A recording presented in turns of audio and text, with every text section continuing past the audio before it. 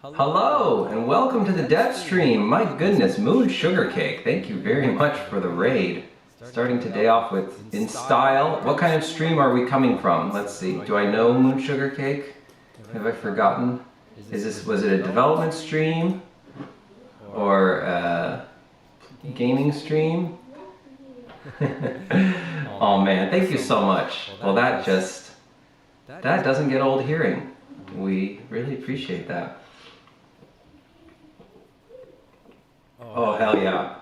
All right. Well, that's all the energy I need, Moon Sugar Cake. I am ready to rock here. Thank you so much. Really appreciate that. Oh, man. All right, here we go. So this is a game development stream where we're working on a game called Songs of Glimmerwick, which is a Witch Academy RPG where the magic of the world is music. I'll just do a link here in case anybody has not heard of the game. Actually, our demo just came out on Tuesday. We've been working on it for 7 years. It's been a long road. So the demo has finally come out, and over 15,000 people have already downloaded it, and people are really liking it. And we're ready to rock. We're ready to do the home stretch here. Oh, thanks so much, Moon Sugar Cake. Really appreciate it. All right, awesome. Super cool. Okay, well today I'm going to be trying to make a broom, a flyable broom. So I'm going to start with the animation. So we've got our, this is actually the player character rig. A lot of the characters in the game use this rig. We call it the main rig. And I need to start with a broom. Now, Jacqueline, who happens to be my wife and she's also the lead artist of the game, she will draw us a broom, but I'm going to block one in so that we have something to work with here. So just going to head over to our asset folder and go into Spine Projects, and I'm going to find the folder where we have our shared items. By the way, everyone, this is a game development stream, and game development is real slow, so it's, you know, it's a slow stream. I mean, I work as fast as I can, and actually, I need you guys right now because there's so much shite happening with the demo that I can't stop refreshing all the pages and looking at all the things happening and all the comments and all the feedback forms, and I can't stop reading it all. And I'm having some trouble focusing and just putting it all aside and getting the F to work right now. So this stream is going to help me because I can't go check all of our crap while I'm streaming. So really appreciate you guys being here for that. And I will work as fast as I can. Hello, Corator, welcome. Oh, we have the, okay, so let's see, let me make sure. It's my first time streaming in a while, I'm sorry guys. It always takes a little bit to get into it. No, I definitely watch both chats. I just happen to have had the Twitch up, but rock on. CK49, hello. You've got an echo, okay, let's see. What is the echo about? I only have one audio input. Does anyone else hear an echo? Does everyone hear the echo? Okay, let's see. Catching up here. Your mic is a bit echoey than usual. Alright, let me see if I can figure this out, guys. Sorry, bear with me. So we don't have... Oh, video capture device. There we go. Sorry, guys. Okay, that should be a whole lot better. Thank you, CK. Appreciate it.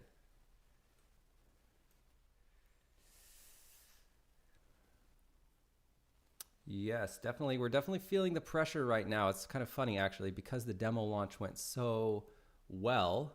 And really, our metrics up to this point have been quite good. I mean, we went into the demo with like 117,000 wish lists, I think, which is really good. A lot of studios would be really happy with that. We spent a lot of money making the game, so you know we need to be sort of at a certain level of sales. But the demo launch itself went really, really well. I mean, we're already at like 136,000 wish lists. We're getting like 2,000 wish lists a day right now, and people are really loving it. And it just feels like everything's in place. Like we had a lot of good press.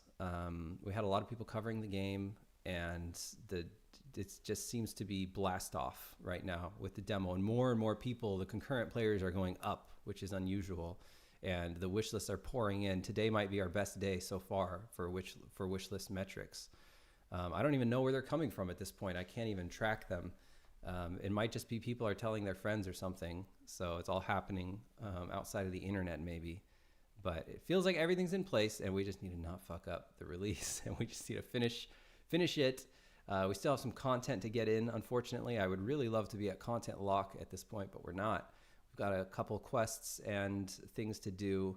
I would say the content is like 92% done, but we have some things to put in.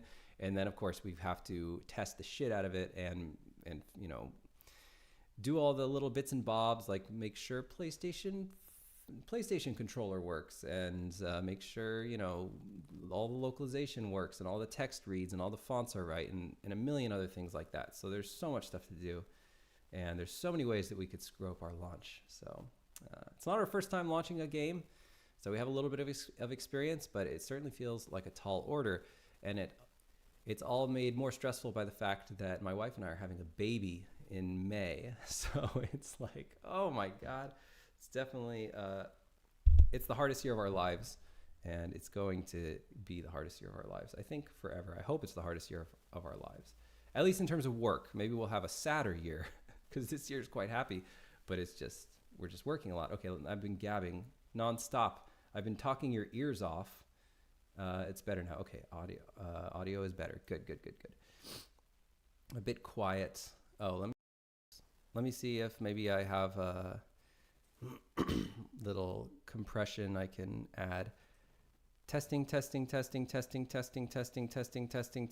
that seems to be doing nothing. Maybe just add a little gain here. Testing. That should be louder. Testing. Okay, now I'm in the yellow. That should be a lot louder. Hopefully I'm not blowing people's eardrums out. Okay, cool. Sorry guys, again, it's been a while since I streamed. Okay, Moon Sugar Cake says, I saw the video about the 2 million. I hope you can get the return. Yeah, we're pretty deep in. If we can release to a decent standard and we don't mess this up, and I don't think we will, but you know, there's just a lot of work to do. But it's really unlikely that we're not going to make our money back at this point with this many wish lists and stuff. So we're in really a good spot. That's why I say, like, everything is in place. We just need to lock in and finish the thing. And people really like it. And I think it's going to go really well. Yeah, I think that like the middle amount of money that we probably would make is looking like it's going to be more like 5 million or even higher than that. I think 5 million is actually a conservative estimate. So I think it's going to be good, and I think we're going to be able to keep making games, and I think we're going to be able to hire some more people and maybe make games in less than 7 years would be cool. But right now we just need to lock in and finish the game because we don't have any money left. So yes. All right. Okay, let me make sure I've got everything in. Mary Me B, thank you very much for the follow. I appreciate that. Okay. Yeah, with 100,000 plus wish list, and I think we're gonna launch with over 200,000. That's my guess, because right now we're getting 2,000 wish lists a day, and we have more inflection points. We have not done our next fest yet, so the next fest is really how you get wish lists, and we're already getting 2,000 a day. We're not even in next fest. We just basically soloed our demo launch, and it still is doing really, really well. So yeah, we couldn't be happier about that.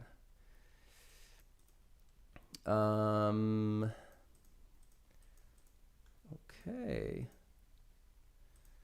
Still have things to fix after release. Yes, absolutely. And we'll be watching it like a hawk, and we'll be working full time even at release. But hopefully we don't have anything so major that it like really slows down the launch. I think people will be a little bit understanding at first. And the other nice part about Glimmerwick is it's single player. So, you know, bad launch doesn't really, like, it's not going to be like if we don't get the player base right away, it's going to fizzle out. We don't have that risk.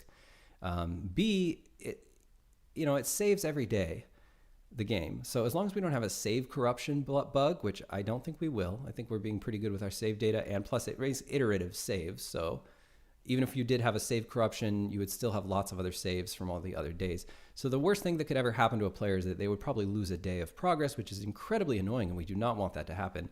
And we'll work very hard to not have that happen. But hopefully that sort of mitigates how much damage a rough launch can do to us, because people will still be willing to, okay, well, I lost a day. I played it, within 5 days of the launch.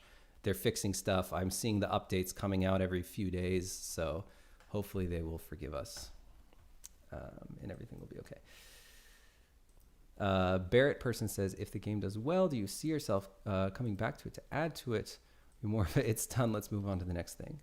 Well, our next game is not going to be Glimmerwick. I can tell you that. So, yeah. But right now we cannot think about the next game at all. We have to just think about Glimmerwick.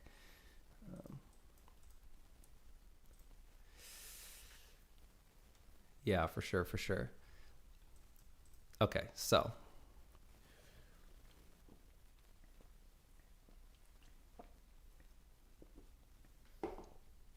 Mian, thank you so much for the kind words. Really appreciate it. Do you have any thoughts on releasing the game on mobile?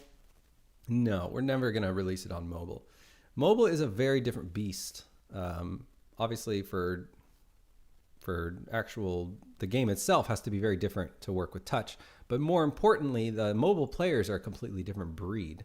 They're not interested in playing a premium game, and we're not interested in making a microtransaction game. So they're different folks. They're different market. They don't have the same level of passion either. They're not looking for that magical thing. They're not looking for a game with a strong sense of place that whisks them away. They're looking for something addictive that they can play while they're taking a dump on the toilet. And that's just not really the kind of game we make. So I think it's a terrible match for mobile. And I definitely don't see us spending our precious lives on this earth trying to make that happen. I'm going to go to Anim Sprites here. Come on now.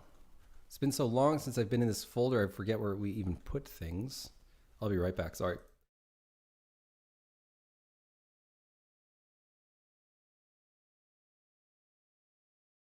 There we go. Anim Sprites. Okay, and then we're going to go into player.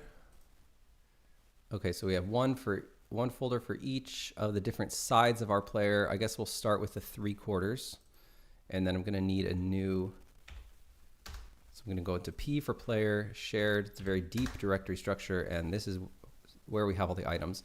So I need to start with a broom. I guess this stick would be a reasonable thing to start from. Actually, we might already even have some. No, we don't. Okay, so let's go to stick, and then I'm going to go to Photoshop.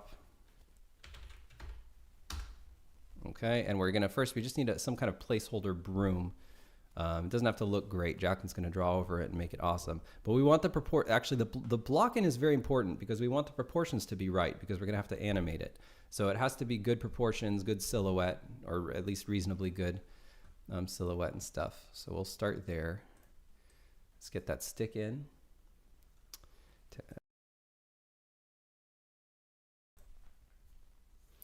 Okay, let's see. Let me catch up with chat. We've got a lot of chat, which is good. I mean, I expected a lot. Well, first of all, we got the raid, which I appreciate. But also, it's my first time streaming in a while, and we just did a demo drop, so people are going to want to chat, and I want to chat with people, so that's good. Jericho Jelly, hello, welcome back. Says, I'm curious if it was a conscious decision to not give the demo its own store page.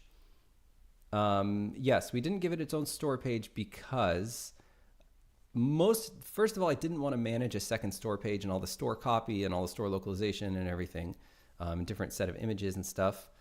And then secondly, it's literally just the beginning of the game. It's not different than the game build. It's just the game build. And the main reason to make your own store page is so that you can have separate reviews so you can get feedback on the game. It doesn't really affect, at least according to Chris Sikowski's data, who is basically the only show in town for even gathering this kind of data. It doesn't seem to affect the demo's ability for placement or featuring opportunities or how many players it can reach or anything like that. So it's really just, do you want the deluge of feedback in the form of demo reviews? And we do want the feedback, but we think we have the scale to get the feedback. We've got the public feedback form, which is way better than a review because it asks all kinds of specific questions that will sort of help us figure out, exactly what to do with the feedback and stuff. And we're getting plenty of those, and we've got a Discord, and we just have enough players to where we're getting basically we're getting more feedback than we can even process right now. We're getting more feedback than we can even possibly read. We're even getting more bug reports than we can even possibly process right now. So, and a lot of people are sending us emails with feedback. We're just drowning. We're up to our eyeballs in feedback. So we probably don't need all the demo reviews. And then I don't have to manage a separate Steam page. It could just be the same one. So that's basically why I did it. Good question though. And it's something I thought about. Koratora says Legend of Bathroom Wipe. I don't get it. Frazzoni says, what made you guys keep going and not dropping the game, starting another? Well, we just wanted to make this one. And also we invested like all of our money into it. So basically that would be kind of like suicide if we did that. Will stores in town get signs with their names? I don't think so.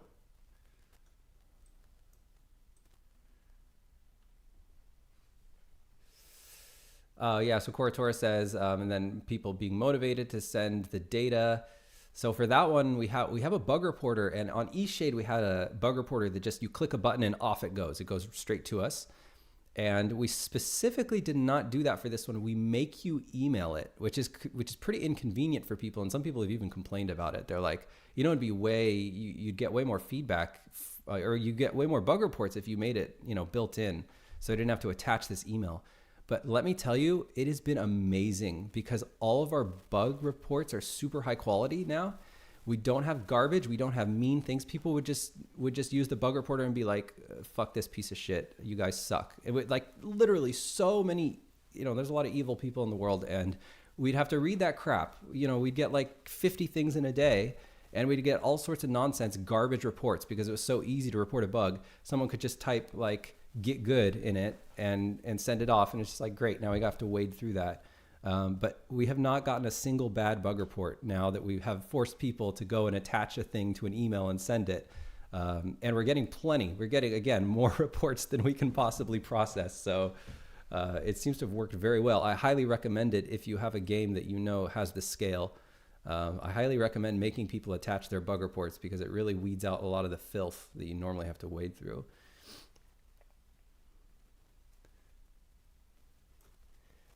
People doing snap hot takes Steam impressions doesn't help. Like in the store page reviews you're talking about.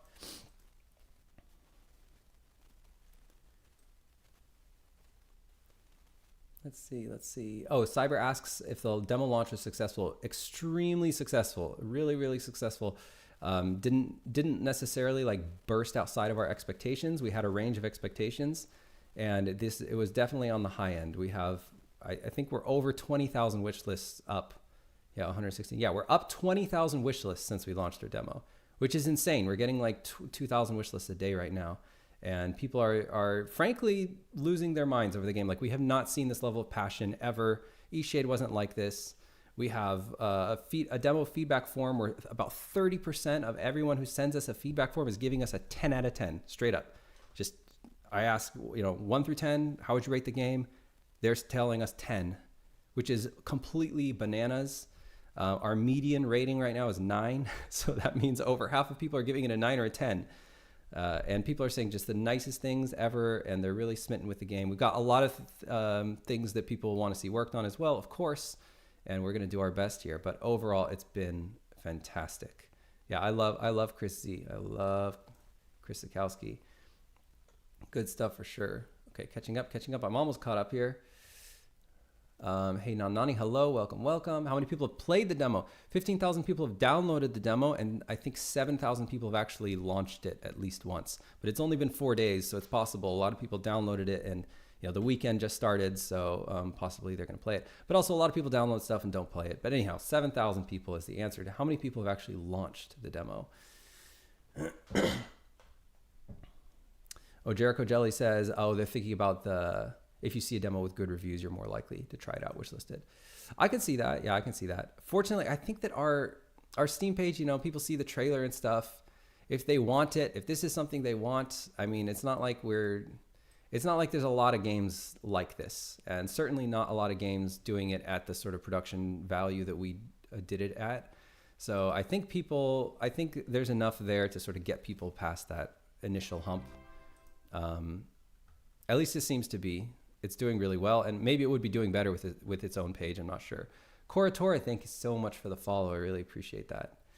But yeah, so far so good with that. I've done a tiny bit of CM. What does CM mean again? Community management. That's what it means, of course. Community management. People are the worst. Yeah. And there's also that thing where like 100 nice comments plus one bad comment, and like psychologically equals one bad comment. Like it's really hard to not get too, bothered by the sort of negative things that people say.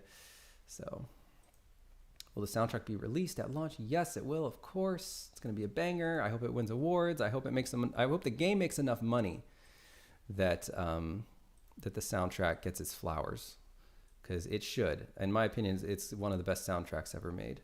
I am absolutely smitten by it. I think it's absolutely dope. Oksana, hello and welcome. I want to say Ishii is one of my favorite games. Thank you so much. I really appreciate that. Love it. Love hearing it. Really pumps us up. So thank you so much. And appreciate you taking the time to say it as well. Thank you. Glimmerwick is a genuine 11 out of 10. Oh man. You're going to make me cry. Stop it. I can't work when I'm crying. Hey, Zach, welcome. My partner was the E-Shade player and I'm the Glimmerwick player. All right, rock on. Okay, that's good. Degree in music. The gameplay is absolutely awesome. Glad to hear it. I don't know. You'd have to ask Phoenix, the composer. He might be interested in that. Will asks, is it the second game you've ever made? E-Shade Studios, this is technically our third game. We did make one small game called Leaving Lindau. Me personally, I worked in AAA before I went indie. So in that sense, it's not the third game I've ever worked on. But from our studio, it's our third game. No, I don't mind the distractions. If I'm streaming, then I'm always happy to chat with people. I appreciate it. Process to find people to voice act. We put out an open casting call on mostly on the voice acting club Discord is where we got most of our people that applied, and we got almost 2,000. I think it was 2,000 voice actors auditioning, and we had tons of characters, and the average amount of characters each voice actor auditioned for was 8. So we had about 8,000 individual auditions, and it was so much work. And we've done it before for E-Shade, but the scale of this was even more insane, and our quality bar was bananas. I mean, we were paying more, and we were just gonna stop at nothing to find the absolute best performances. We were like basically no compromises, no nothing. Just it needs to be 10 out of 10. Perfect fit, perfect production quality, perfect everything. And it took us, God, I don't even know. I must have spent 2 weeks full time on that, working like 12-hour days. It was so much work. And then it's still ongoing because even recording it was so much work, and doing all the scripts, sending out all the scripts was so much work, and even collecting all the data, all the lines for all the scripts was so much work, and giving them context was so much work. It was really a lot of work. But I could not be happier with it, and people are happy with it. And I didn't even know that was possible. I did not know that you could actually because from my experience, basically every game with voice acting has a bunch of poo-pooers saying the voice acting sucks. It seems like voice acting is the hardest thing to please people on.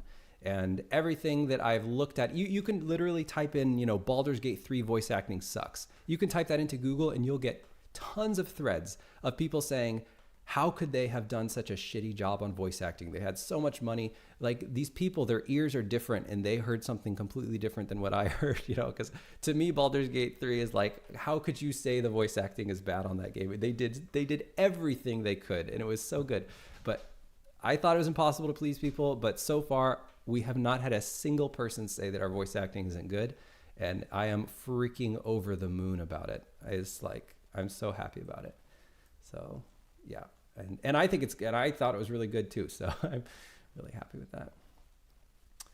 Rock on, rock on. All the audio files. No, they compress pretty well. They compress pretty well. Voice acting is very risky and you know, somewhat expensive, and a lot of work. I think it's more expensive actually on the production side than it is even actually hiring the talent, because you've got to manage all the audio files and all the scripts and everything, and it's really hard. Rock on. Well, I'm glad you liked it, Moon Sugar Cake. Rock on, rock on. Okay, so let me widen this file a little bit. Image size. Let's go like, I don't know, 500. Oops. Oh, let me do it with the canvas size. 500 pixels. And I just want to create some kind of Broom end. I'm going to be an artist and I'm going to look at reference. Artists look at reference. That's what artists do. I'll type in which is Broom first. See if there's anything here.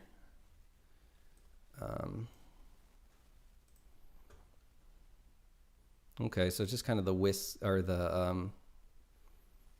old-timey looking Broom, and Jacqueline can draw the sort of head however she wants, but we'll start with just something kind of basic just to get something on there. And I'm drawing with a mouse here, so it's going to be pretty janky, but it really doesn't matter too much. Mostly I just want the silhouette of it to be correct and the scale of it to be correct. And we might need a little bit more space. I'm going to go ahead and go into canvas size, and I'm going to extend it by a couple 100 pixels. And then I'm going to move both of them up so that we have lots of space for this Broom ends. It's always easier to make it fatter if you want it, if you want the proportions to be like a little bit more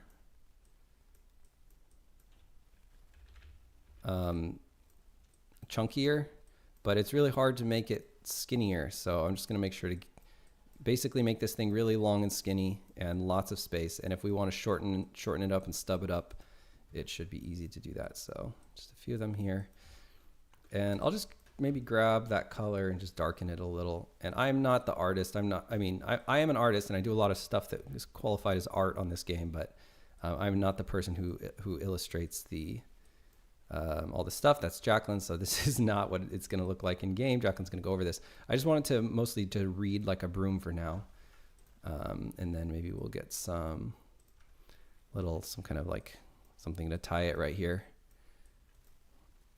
There, I think I'm actually poking over the edge on purpose to give it like that little silhouette detail. And that looks, I think that looks pretty good. So I'm going to save as, actually we'll go ahead and smash this down and save it as a broom.png. Right into shared. Okay, and then I always forget to do this, so I'm going to do it now before I forget.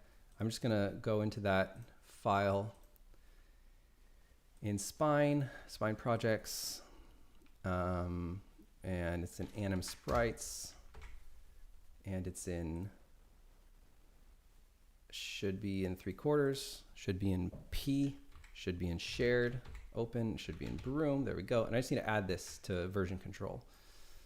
Go. And really we probably want to duplicate that and put it in 3 other places. So I don't even know if I can copy that file. I'm going to go ahead and save as. I'm going to go up the directory structure in Anim Sprites. I think that there's something called held items or something.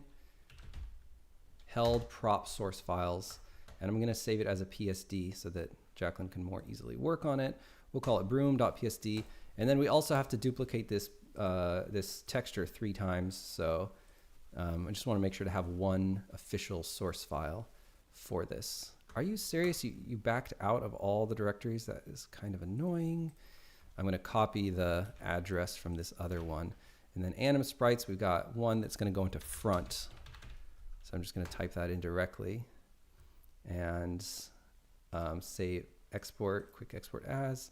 You did it again? Okay. And then another one that's going to go into back.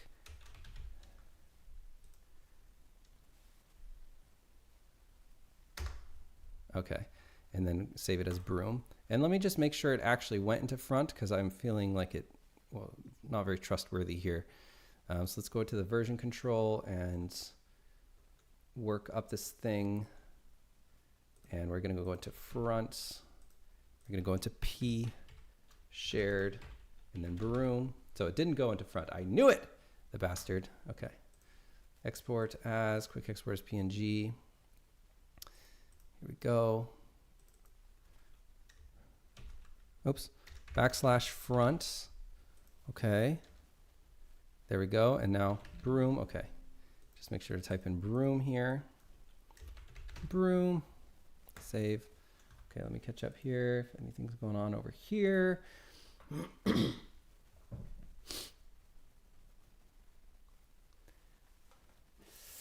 Renali says, love that the game is voice acted. It is rare these days. It is rare. Yeah, it's rare. It's hard. So it's a lot of work to do.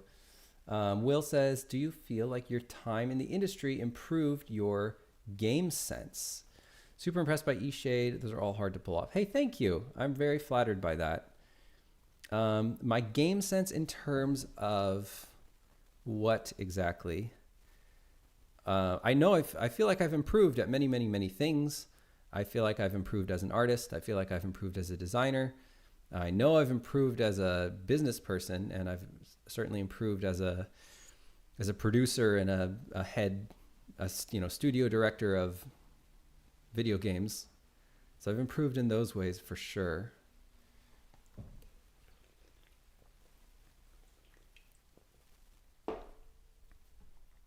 Hey, Nani says, thank you for having a controller support ready to roll. Yeah, I like playing games with a controller. I like relaxing, so that's something we put in early on. Moon Sugar Cake says, you did 3D on eShade, or am I misremembering? No, that's correct. I am the 3D artist for eShade. I am, by trade, I'm an environment artist. I'm a career 3D environment artist. So that's what I did before I went indie, as it were. I was a professional 3D environment artist in AAA games. The last company I worked for was Sucker Punch on a game called Infamous Second Son for the PlayStation 4.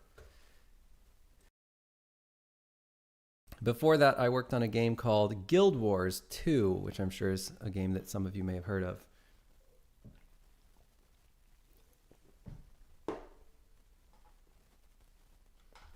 Moon Sugar Case says, UI designer rock on, very cool. Learn 3D, but too hard. Well, it's only hard if you're used to something else. But all the art mediums are hard, right? They're all infinitely deep. But I guess 3D is a bit more technical maybe than some of the others. Requires a bit more maybe software learning and stuff, so that could be a barrier for some. I'm gonna go track down those other brooms. It's very tedious. P shared, let's make sure we got it.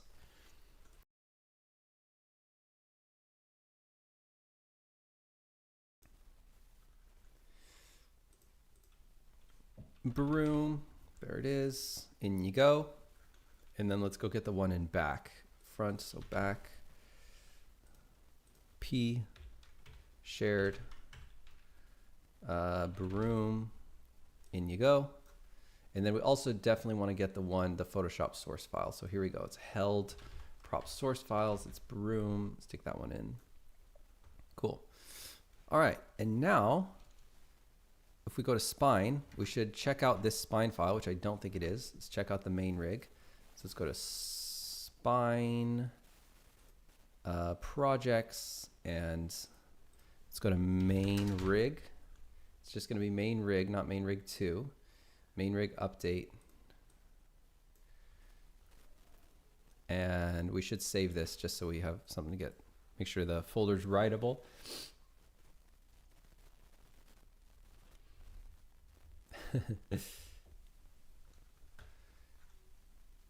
And then let's get cracking on this broom. So first we want to get it in the right slot. I think I'm going to put it in her hand. I mean, I'm going to attach the image to her hand. So her hand is really going to be what dictates where the broom goes. So here's a holding item. This is the fishing pole, so that should be good. I think we could just put it right underneath the holding item slot. So here's all the other stuff she can hold. And now I'm going to go and get our broom. So crack open the images, open up P, shared, and Beard 11's not in the game. That's weird.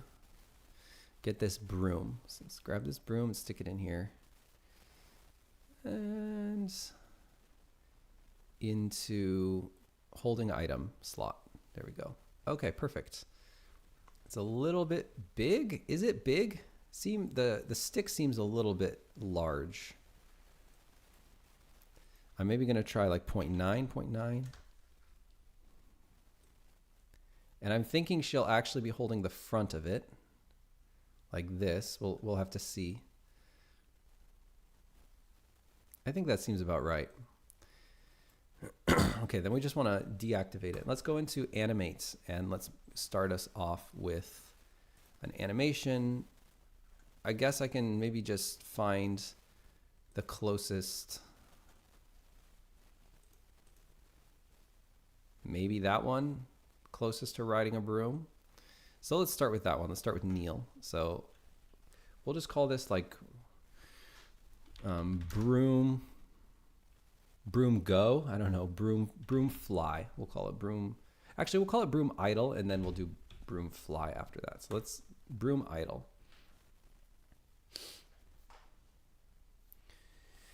Moon Sugar Cake says, are we summoning the broom whenever, or will it consume mana? It's going to be an item, I'm thinking, in your inventory, and you can equip it. That's what I'm thinking right now. And we don't exactly know how you get the broom. We're thinking we just want to make it cost money, which sounds a little bit basic. It's like not tied to any cool quest or anything. And we're thinking about that specifically because there's a lot of ways to make money in the game. And we want to make sure that there are very good uses for money. There are some good uses for money right now, particularly in the first 2 seasons. But we want to make sure that they're really players who go absolutely bananas on their farm. They have cool stuff to buy. And the broom is so... it doesn't affect the tapestry of the rest of the game. It purely just lets you get places faster. So it's a nice thing that doesn't have all these millions of little strings connecting it to other things that need to be considered. So it's a nice encapsulated way of saying, you know, if you have a bunch of money, come buy this broom. You know, it's exciting for players to work toward that. So it kind of, I call it a glue because it glues the auxiliary loops together. And I really like glue. I like things that glue other auxiliary loops together. Like all the auxiliary loops reward you with X thing, and you can use X thing on this other thing. And then that other thing helps you back with the auxiliary loops again. And that's a good little circle.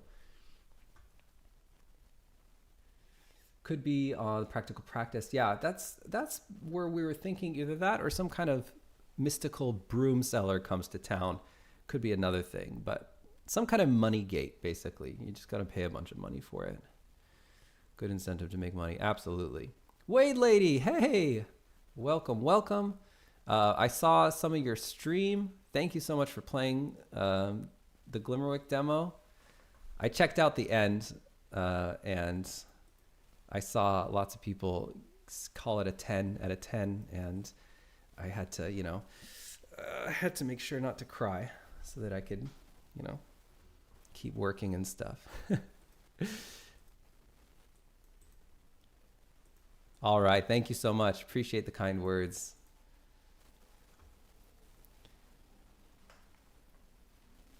All right. I'm so happy to hear it. So happy to hear it.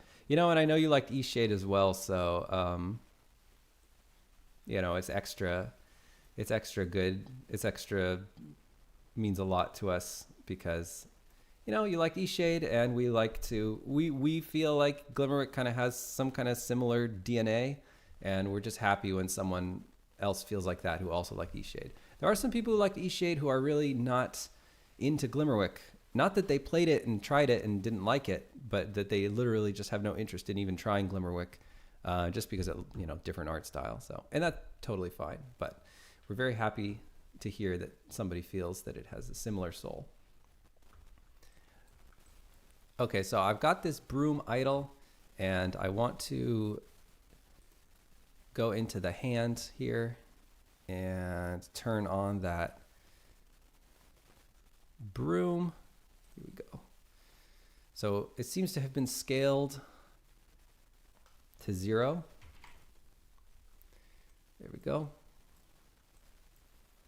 And I'm gonna go ahead and grab every bone here and zoom out and delete all these other keys.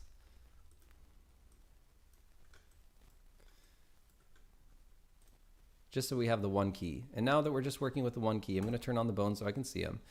And we're going to sort of make her more upright because she's going to be sitting on a broom here. So here she's more upright. We'll move her. This is actually really important. Where her hip is sitting is going to be pretty important for how this animation gets integrated. So I will have to export it, and we'll have to see, because it could have a really big impact. I want her to really look like she's sitting on this broom here, and she should be leaning forward. This is the Broom idle. It looks like her hip, this one really needs to be turned like that. Now she's leaning forward a little bit too much. Maybe we move her head up here. That looks a little weird. I'm not sure about doing that with her head. So we might point her chest back. At any rate, her arm should definitely come forward. And this is going to be tricky. I don't know. This rig can't accommodate this very easily. We might end up having to parent the Broom a little bit in a slightly different spot on the broom, because it looks like she can't really reach forward as much as we'd like her to. The human shoulder is this incredible joint that can like roll forward and backwards, so it'd be trivial to reach forward, but our rig doesn't have all that cool stuff that a real shoulder can do. So sometimes it's hard for them to reach spots that we know people should be able to reach. Cortora says, dialed into your games lately? All right, thank you. Because of your YouTube game dev presence. Okay, that's good to hear that it's doing something, because it's quite a bit of work. Huge Academy as a genre hater. Interesting, which is why I had previously avoided. But your insights and transparency got me on board. Okay, well, thank you for giving it a try. Thank you, thank you. Glad you dig the video. Yeah, you know, I certainly wouldn't classify myself as a hater of the Witch Academy genre, but I'm not as into it as say Jacqueline is. And really Jacqueline's favorite, you would think it'd be Harry Potter, right? But her favorite book, her favorite Witch Academy book is actually Diana Wynne Jones's Year of the Griffin. And I think the game, Glimmerwick has so much Year of the Griffin tone in it, way more than Harry Potter tone, in my opinion. Especially in the characters, like this sort of like kind of whimsicalness and comedy, I would say. There's a lot more humor in Glimmerwick than there is in Harry Potter for sure.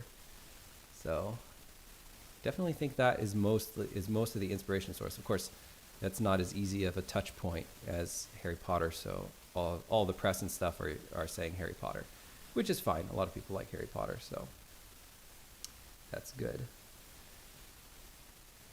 See.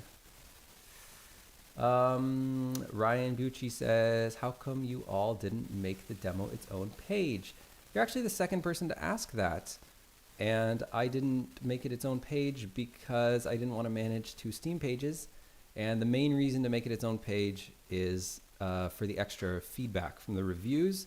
And we are literally up to our eyeballs in feedback. We have so much feedback, more than we know what to do with.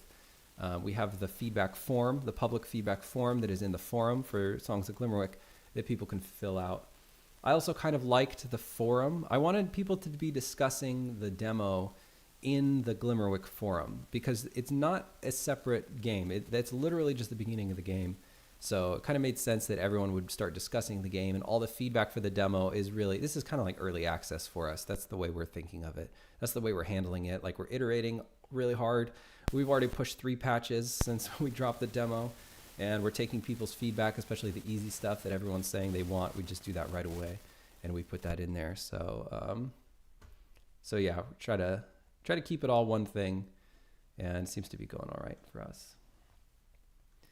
See, Moon Sugar Cake says, is she the one who plans the world building and writing? Yeah, Jacqueline, my wife, she's the creative director, lead writer, and lead artist as well. And of course, almost every other kind of designer, I guess, content designer, narrative designer, systems designer. She is the lead systems designer. I do a little bit of systems design too, but yeah, just about all the creative things.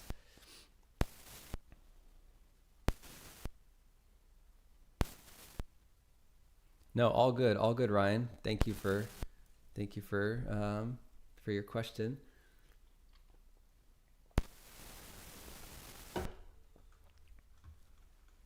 I don't even know if it was the right choice. I don't.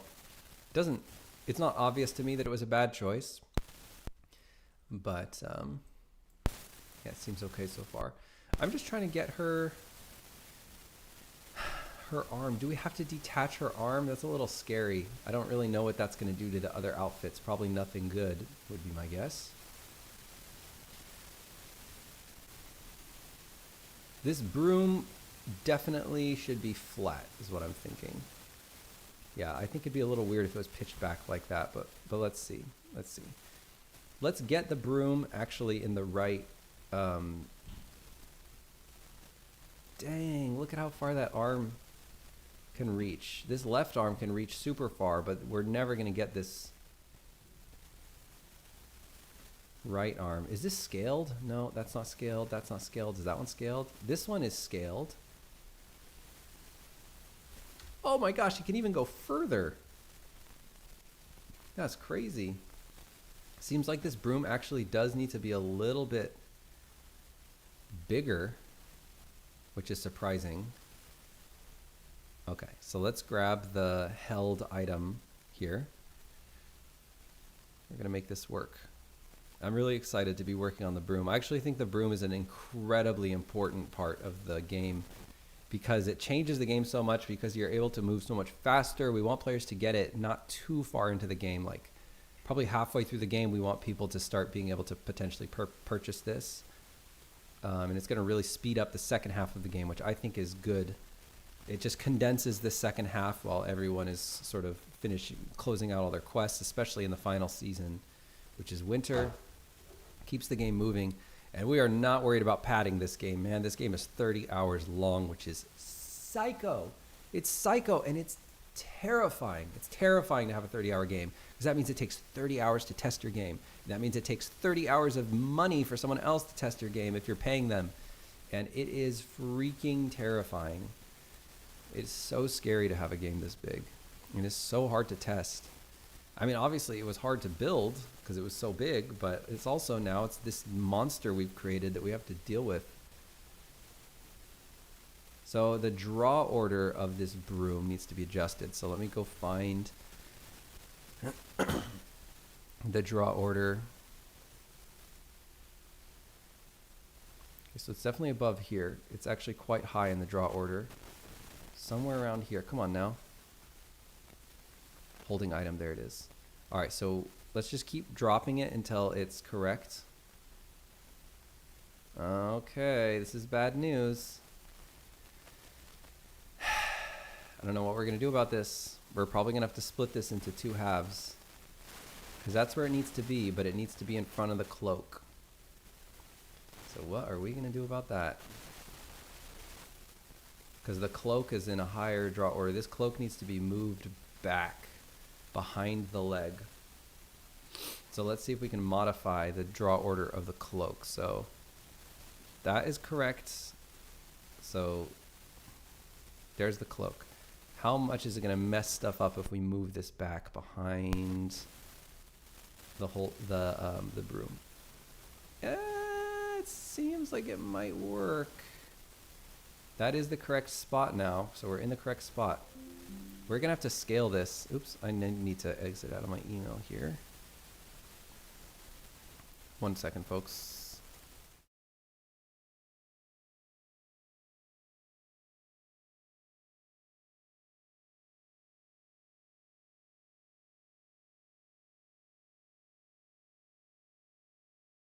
Okay, sorry about that.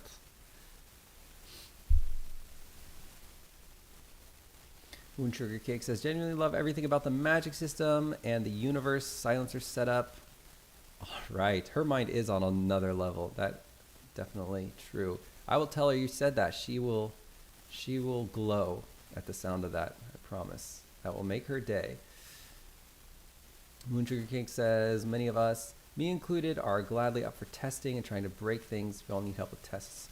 Appreciate that. Appreciate that. We do have a beta. We have about 70, maybe 60, I don't know, about 60 people in the beta program, and they've already played the demo a long time ago. And nobody's played the full game yet, though, and that should be coming online soon. Not too soon, but hopefully soon, where people will start playing the full game. So I don't know how many more testers we will need.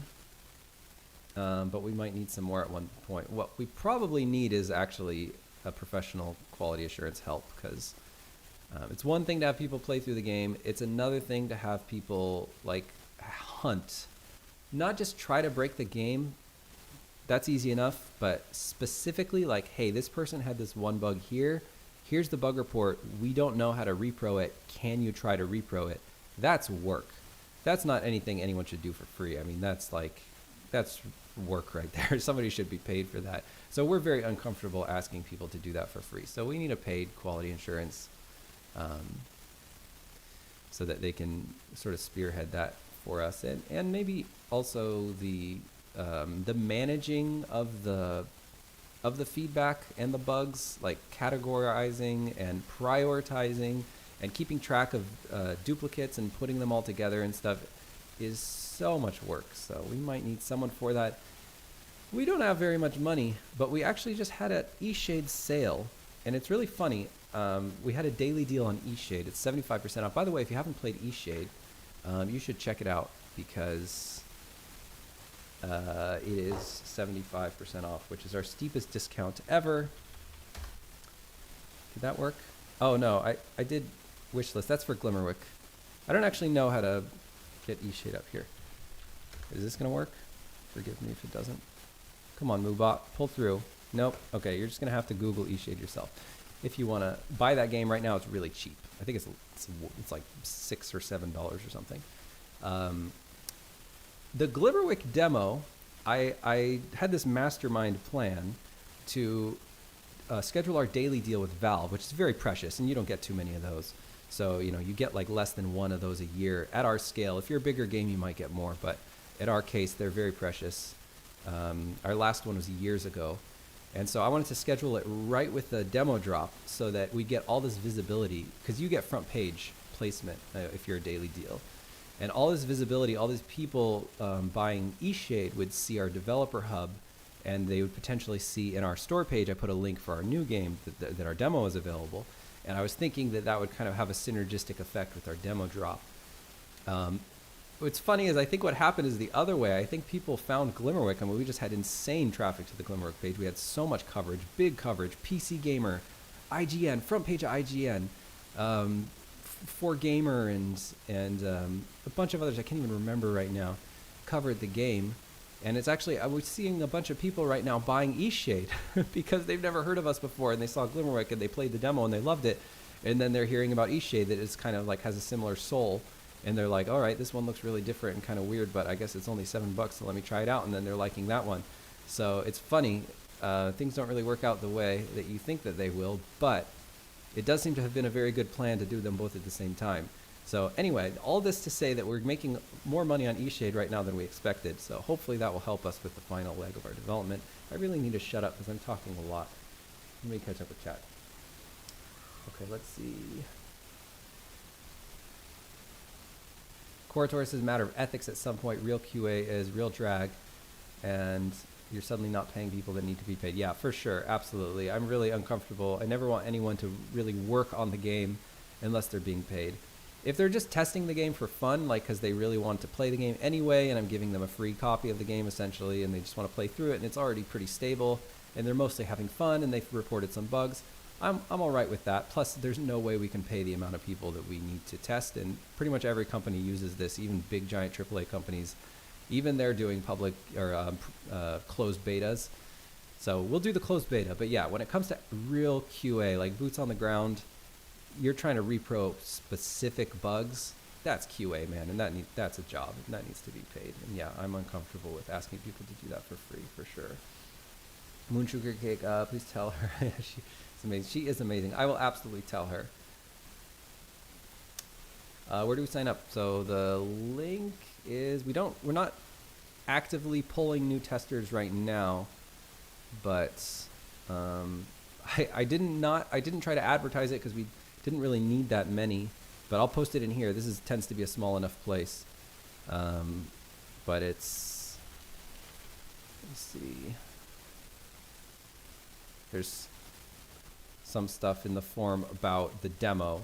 That's gone. We don't need demo testing anymore, but this is the form for it. Let's see. Okay. $6.24 right now. Yes, that's right. For the US, and even cheaper in most countries. Definitely buy eShade. Go buy eShade, everyone, if you haven't already. It's good. It's good. All right, cool. Okay, so moving right along with this Broom. Yeah, I think that's correct. I don't know what to do about this because it seems like that should definitely be draped over the Broom. I'm going to try scaling her arm. There we go. That gives us a little bit more. Yeah, that seems to be working okay. It allows her arm to move a little bit further. This is hard. We might even just have to detach it from the hand. That she definitely looks odd. I can't believe she doesn't have a neck. Like, this rig leaves a little bit to be desired. I don't know if I want her hunched over that much.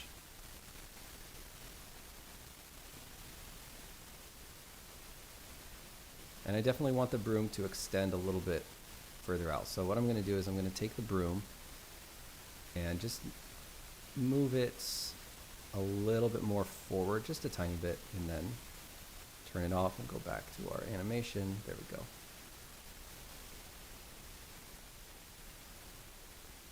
And her arm doesn't need to be so long here. There we go. And she can maybe, yeah. So this is weird. This part is in front of this arm. That is definitely strange. So I think what I want to do is just keep those separate. For silhouette-wise, I prefer if her arm actually kind of went closer to the other one. But it's just, the draw order is not going to be easy on that. Oops. Let's go back to the uni outfit.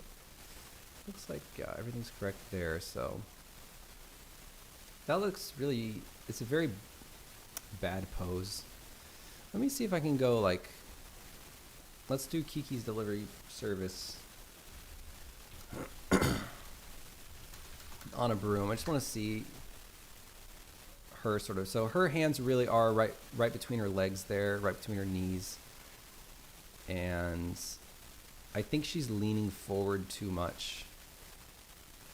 Also seems like her feet are really tucked up there, and I think we probably, would want to do that. I don't know, that looks a little silly though. I feel like they'd be dangling a little bit more. She's not balanced. The Broom needs to be. Okay, that doesn't look too bad, honestly. To move her hand in like that. See if I can. I definitely want her to look a little bit more relaxed.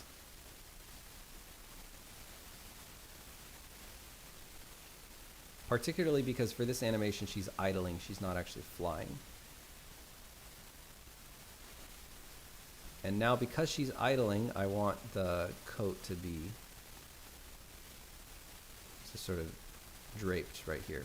So let's find, there's some scale on this cloak. Let's make sure it's 1-1. I want everything to be 1-1 here. So this one is really scrunched. There we go. And this one is okay. I think I would prefer if this was more draped. Oh, those are all, everything except for this one is 1.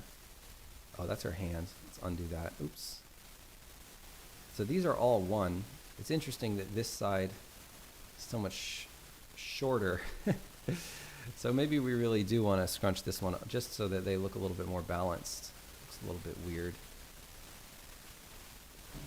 And I don't know what to do about this, the back of the cloak here, because it really should be gone basically. And there's no, I don't think, there's no way to control it. And I don't know what's going to happen if we just remove it. So maybe we might try that.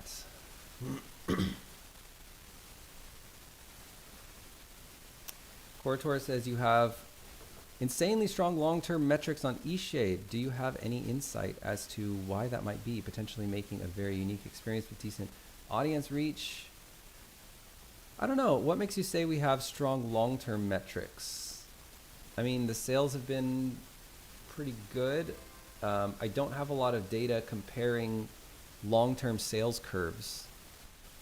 I don't know if our sales curve is normal. It does seem, I agree, it seems a little bit long tail happy compared to maybe some other games that are maybe a little bit more front loaded. But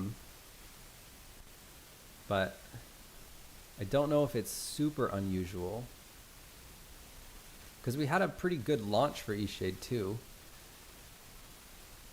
Don't have any major fall off over time. Well, it did fall off a lot in the first few years. I mean, our sales definitely went down. But yes, I would say for the last few years, ever since we left Game Pass, we have been making the same amount of money every year, which is pretty weird, I guess. Yeah, okay, I guess if you think of it that way.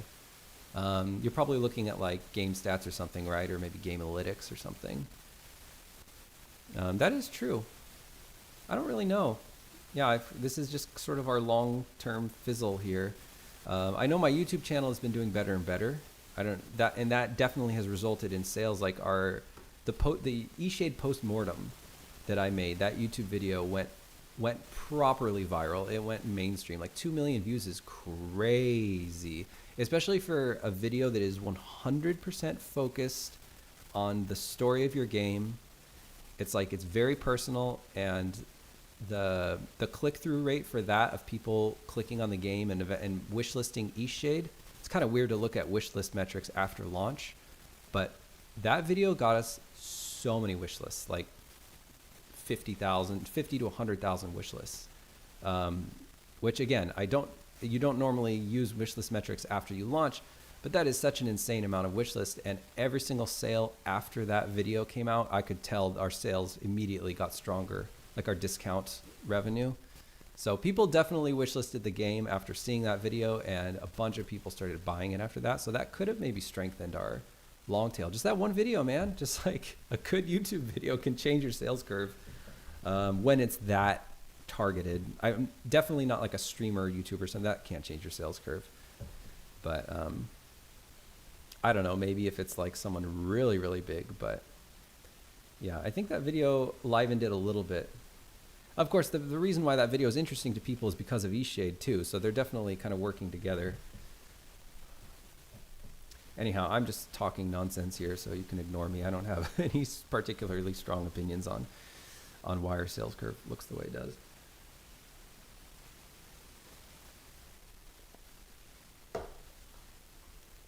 Moon Sugar Cake says being active on YouTube and Twitch makes a huge difference. Staying relevant. It could. Yeah, it might. It might. Terrasig, hello and welcome back. All right. Thank you. Thank you.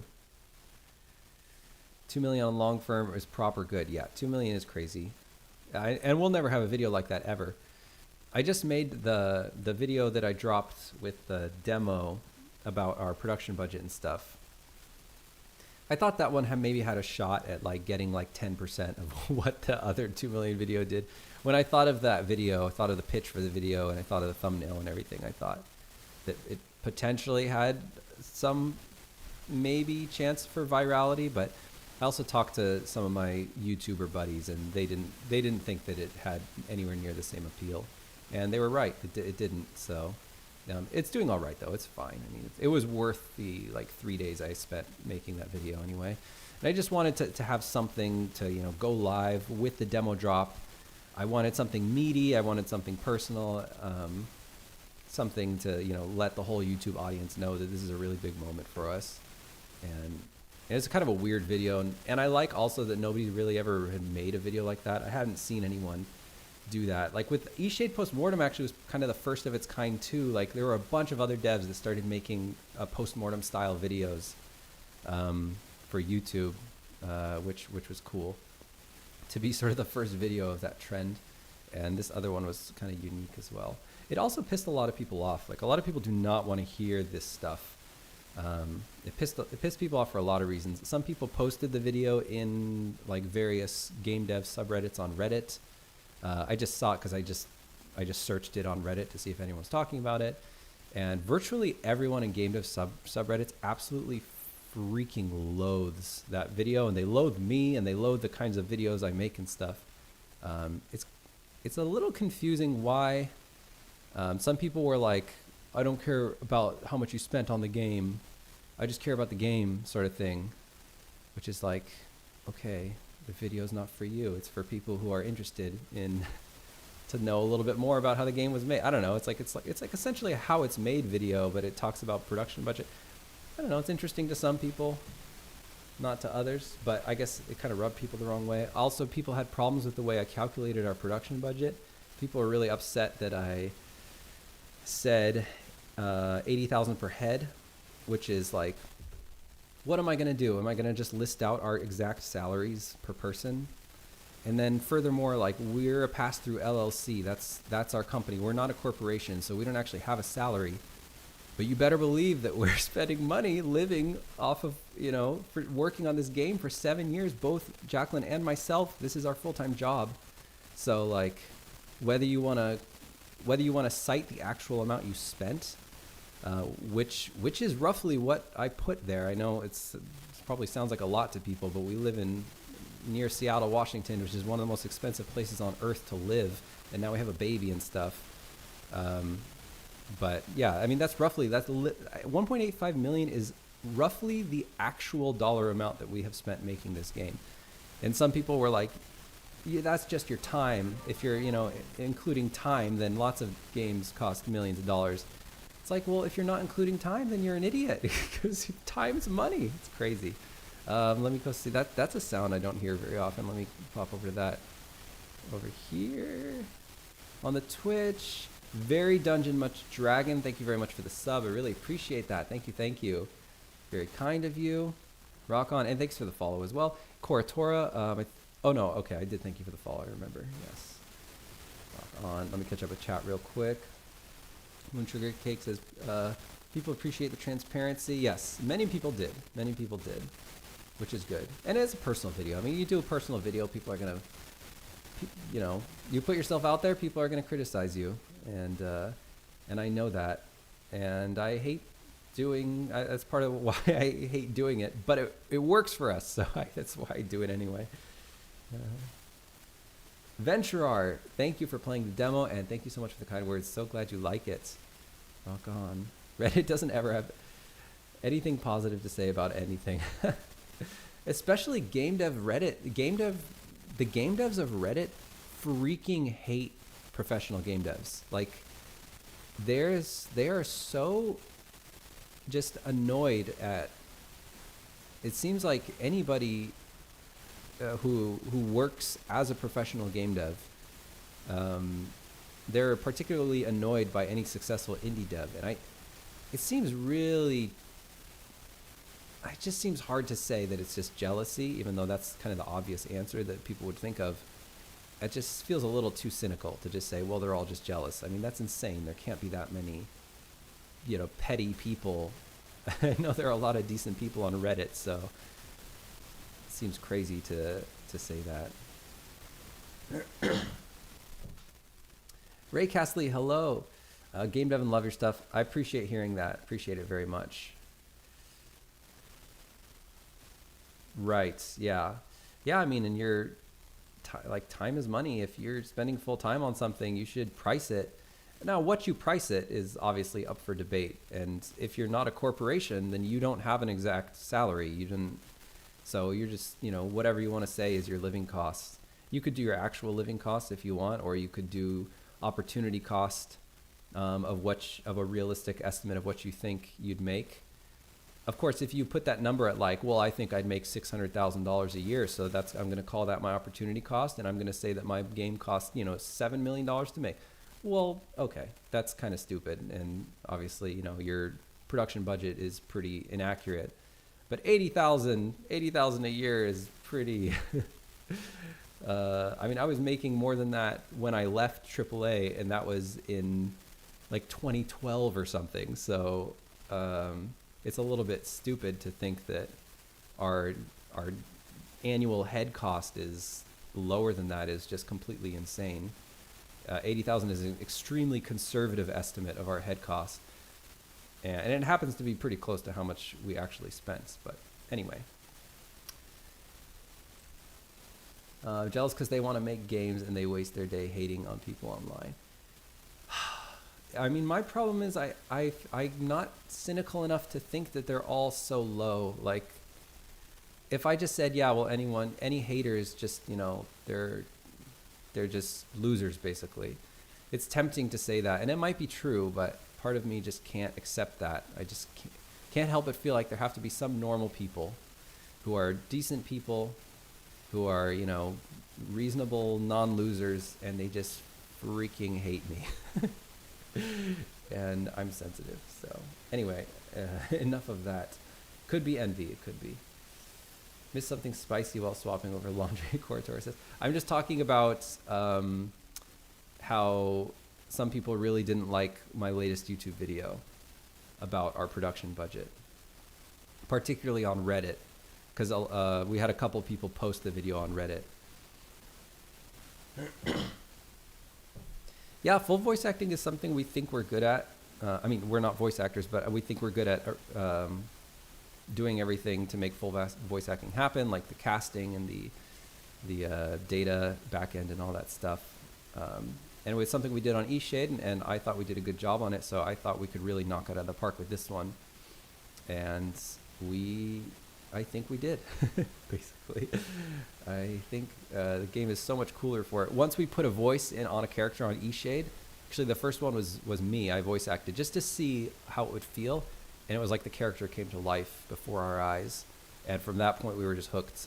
We're just like, we're just going to do voice acting for every game we ever make, because it really takes a lot of pressure off animation as well. Of course, ideally, you'd want great animation and great voice acting. We can't really afford that. Our games have way too many characters. Nobody really makes the kind of games we make other than like giant AAA companies. Most indie games don't have like 200 NPCs in them. So we have a lot of characters. And I actually think it's maybe cheaper to do a good job voice acting and then, you know, not do so much animation than trying to do like lots of animation for every NPC. It's just completely unfeasible when you have 200 of them and they're all saying different stuff and they all have different personalities, and you really don't want them all to look the same. I feel like it's almost worse when all the NPCs have the exact same animation. It almost sort of flattens out their personalities a little bit. Whereas voice acting, I mean, you could go absolutely nuts with it, you know? We have such a broad range of voice actors, and even broad range of accents and sort of tone of voice and delivery and all that. It really adds a lot of variety, I feel like. Cortor says, fuck 'em. Thank you. I appreciate that. I like that. Insights into costs is mega valuable. I know, that's the other thing. It's like, really, you guys hate hearing about this? This is not, I mean, you don't even have to be a game dev. I remember we have these ferries in Washington State, these huge ferries that are run by the state. And I was like 13 years old, and I was riding on one, and I was just so curious about how much the ferry must have cost that I actually asked one of the ferry employees if they knew, and they gave me kind of a rundown of the budget, and I was so fascinated by it. And I don't know, knowing the costs of things is kind of interesting, so I'm kind of surprised that some people would turn their nose up at that information. It's kind of weird. Ray Castley says, how do you manage, structure, organize such a massive amount of dialogues? Well, we have a dialogue tool that looks like this.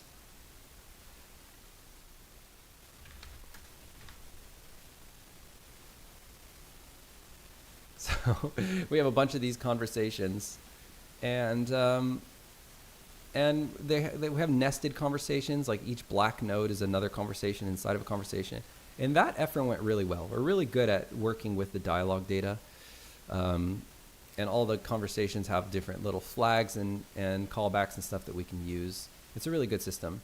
One thing we did a terrible job with is organizing the data with voice acting in mind. It was a nightmare. To do all the markup for the conversations. Every conversation has some data. It's called speaker 2.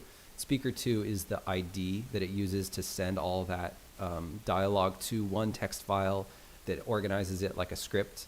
And then I can send the script to the voice actor, and then they do the voice acting. And then we also have scripts that sort of check for missing lines.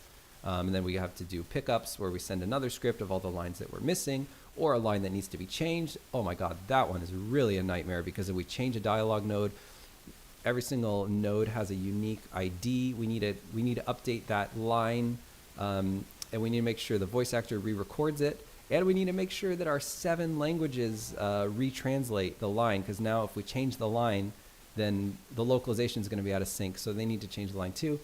We're at the stage of development where it's extremely expensive to change a line.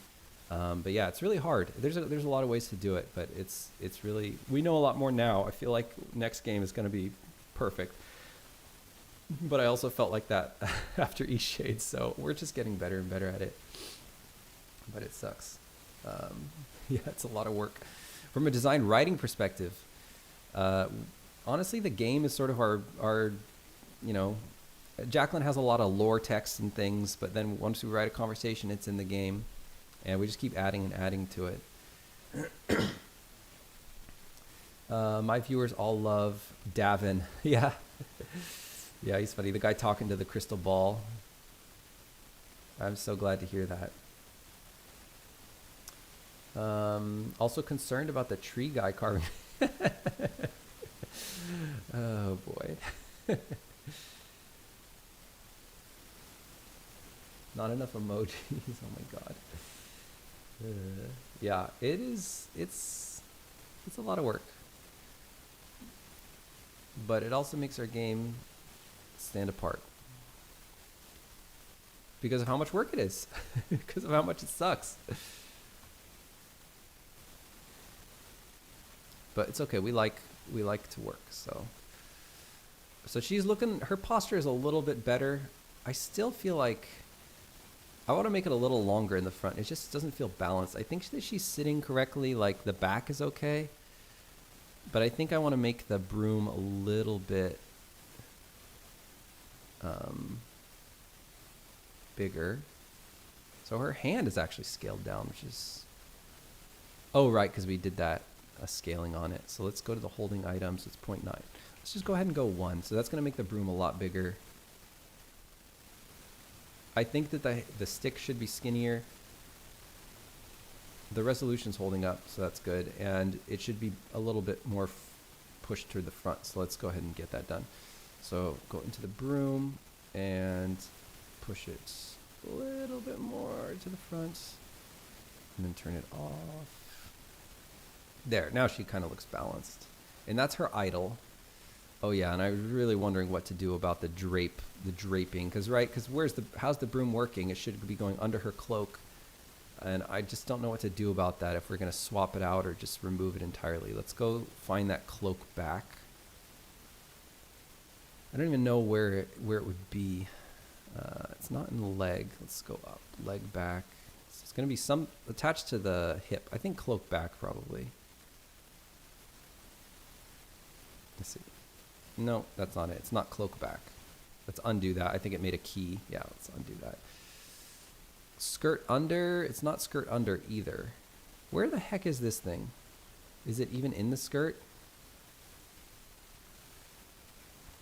Might be part of the belt. Or definitely not part of the chest. It might be part of the belt. It's not.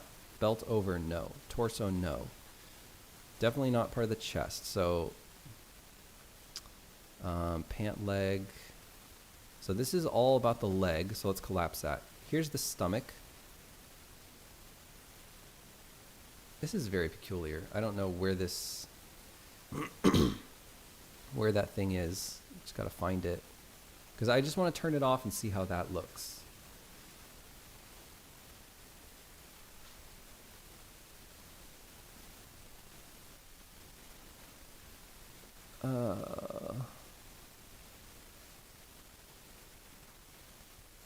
Come on now. Shorts? It's not going to be shorts back. This is getting a little stupid. Let me just click on it in setup mode. So, seems like I can't click on anything but bones, which is unusual. Let me turn off. Yeah, I can only click on bones. What's going on?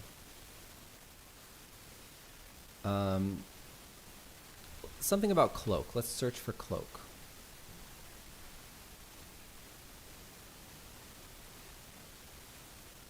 Here we go. Well, actually, I already looked in these. Okay, so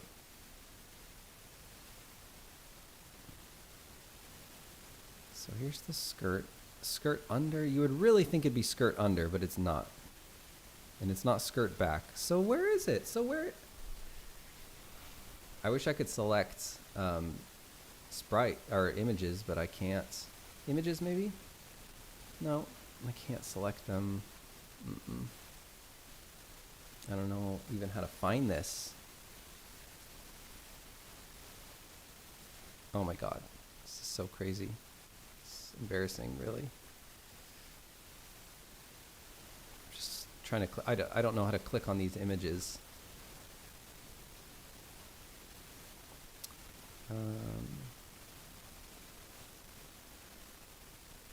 It's weird because I felt like we were able to click on the broom. It might just be the mesh images that we can't click on. I don't actually see a single mesh anywhere. Even the skin holders are not. Okay, I didn't have uni active, so maybe now that I have that active. There we go, leg coverage. Okay, I finally found it. Oh boy, that took forever. So now, I don't even know if you can key a slot. No, you can't. So we'd have to replace that with a blank. So let's go ahead and do that. I'm gonna duplicate the blank and I'm gonna stick it under the leg coverage skin. Except I don't want it to be, let's undo that. I don't want it to be part of the uni skin. I want it to actually key the slot. So let's duplicate the blank. Oh, here, is that the extra blank? There it was. Okay, so duplicate the blank and then stick it as under the slot. That's what we want. That's what we want right there. And then we're going to translate this blank and put it somewhere like right here. We definitely want the skin enabled. And I'm hoping that we can just key this attachment. No, we can't. Oh. No, it's not going away. Okay, well.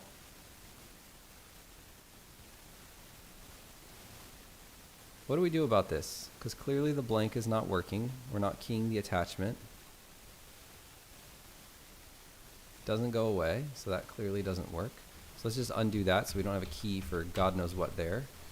So we don't have a key there. And then I'm going to delete the blank. I'm going to go ahead and save the file. Maybe we can experiment with scaling it away. I don't think we have a bone, though, to work with. No, we don't have a bone here. We have the skirt bones, but we don't want to scale those away because we still need the ones in the front. Interesting. Side saddle the broom. That would certainly make things easier. I think what we might end up needing is a flipbooked version of this where we sort of cut out the middle. But I just want to see what it looks like without it there to see if it's even going to work. Okay, so now it's gone. Yeah, that looks horrible. That looks really weird. We're going to need something there. So let's turn that back on. Let's go ahead and go cloak under. And if this works, then yeah, we're just going to have to make a bunch of versions for each cloak style outfit, which there are many. Oh boy. It just occurred to me that there's a bunch of skirts that... Oh no, I didn't think about this at all. Guys, this is really hard.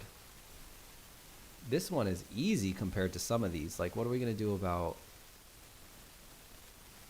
this one? Okay, that one works. We could do that. I mean, it doesn't look perfect. That one doesn't work. Because, like, how is this broom... What are we going to do about this? I'm just trying to think of how we're going to handle this. I think maybe what needs to happen is we need to cut this broom in half, at least so we can see the wood sticking out right there. And if it just disappears into the cloak, then fine. I mean, I think players would forgive us if it disappeared like right there, that's fine. But at least we need to see the stick like disappearing into there. I don't think that people would be that upset about it. I don't know if people would think it looks that bad. Some of these are going to look worse than others. Yeah, like this one. What are we going to do about that? I mean, this skirt just goes over all this. Her arms are missing, but that is not a problem. She'll have arms in game. But with this skirt, it's just like, we're not going to be able to make the skirt actually drape around the broom, unfortunately. So the best we can do is just have the skirt showing like this, and then the stick at least would go to like there and then it would disappear. I think that's what we're going to have to do. So basically we need the stick in two parts. So we got the broom, and then we're going to also need, we'll have to overwrite. We'll start with just the 3/4 one, but let's, I don't know, maybe something like this.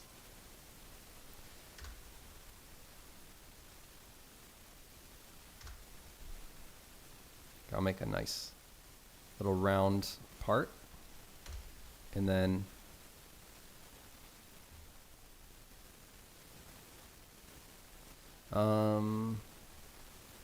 create a new layer and just fill it, just so we have that selection there. And control click on it, control J this out, and then control click on this and delete this out. And then for the back broom,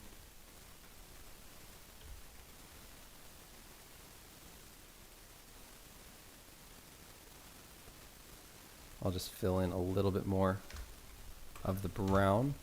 Okay, now we have the broom front and the broom back. So let me turn off the broom back and export this into anim sprites 3/4.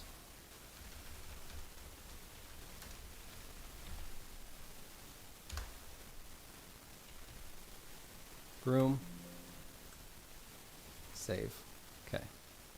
And then let's open up this. And we're really going to want to take a look at the region here, because we don't want it to be so big and sampling all that texture back there when there's not going to be anything. So let's just make sure that it actually cut it off where it was supposed to. Let me go to hand holding item here and then turn on the broom. Okay, so It's very big. I don't know what to do about that. I don't know if it's actually going to pack it correctly, because that region is huge. I don't know if we're going to need like a mesh just so that we can cut off all that stuff.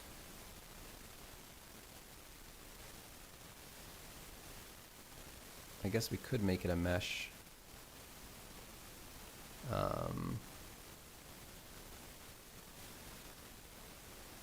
And then, how do we edit the mesh? Here we go, edit mesh. Could create new points. Actually, we could just trace it probably. There we go. Okay. There, and now we just have what we need. But I want it to be here. Can we just expand it a little? It doesn't have to be this complicated. Let me remove some of these. There we go. And just make it as big as it needs to be. There's no need to create a really tight mesh in case Jacqueline changes the silhouette. Yeah, it's going to be completely fine there. And I will expand this just in case we want a little bit more back there. And so that we don't have to come back and do this again. Okay. Then we turn that off. There we go. So there's our mesh. And we'll just go ahead and turn this off.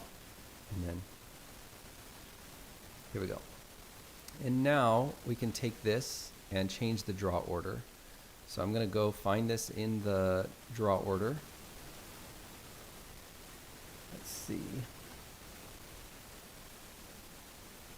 I'll move this to the correct spots.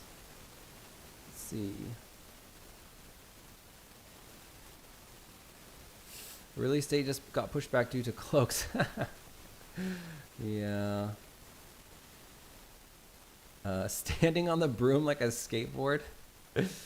Oh boy. Why not? If you shortened the existing cloak, yeah, but we don't want to fuss with the outfits are so dope. We don't want to mess with them. I don't want to make any production decisions that affect all the other things. Like, okay, now we can't have long skirts. Even though there's so many cool long skirts in the game, it's just like, that'll be a big compromise, I think. You had a specific outfit for riding the broom. That's a solution. Yeah, that could work. Safety issue for witches. I think people like to express themselves with what they're wearing, though, so I think that people wouldn't love that necessarily. But we do have a specific outfit for swimming.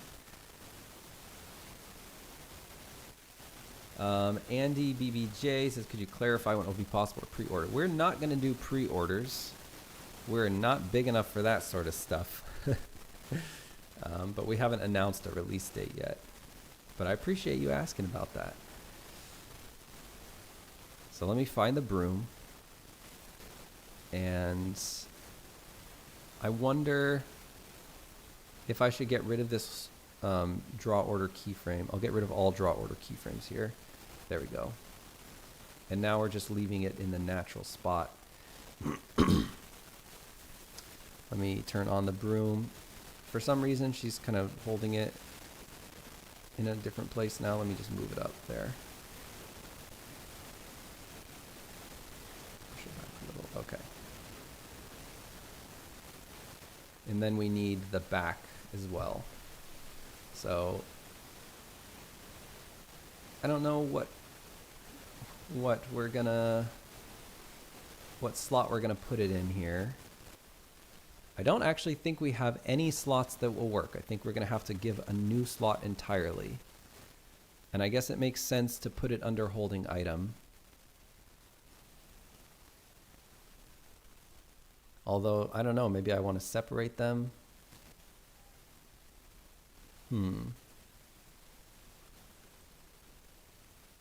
No, I'll put it under holding item, so we just have to animate it once. Okay, so under holding item, we're adding a new slot, which feels a little drastic to be adding slots this late in the game, but I think we're going to need one, a new slot, and we're just going to call it like holding item 2. I could do that, or I could just be very direct and call it back broom. I think I'm going to do that.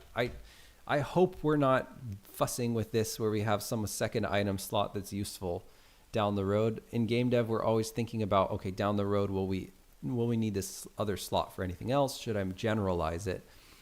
We are at the point in development where we should not be thinking about anything down the road. There's no down the road. It is do or die, life on the line. Let's go, baby. Ship this effing game. That's the mode we're in right now. So I'm going to call this back Broom. Actually, I'll call it Broom back because back Broom sounds a little bit stupid. Broom back. And then I'm going to export this, save.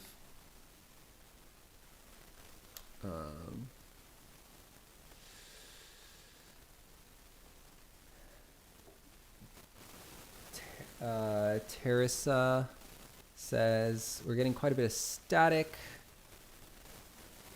Does anyone else hear static? Let me see if I hear static in the stream. I'll check out the... Oops. I don't actually know how to watch my own stupid stream.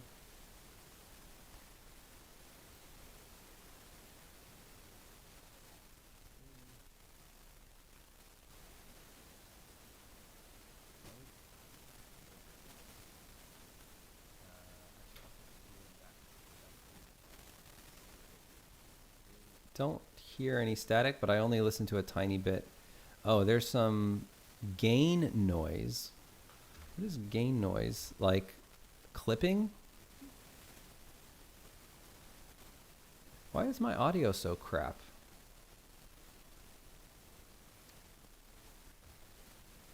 Okay, sorry folks, I'll be right back.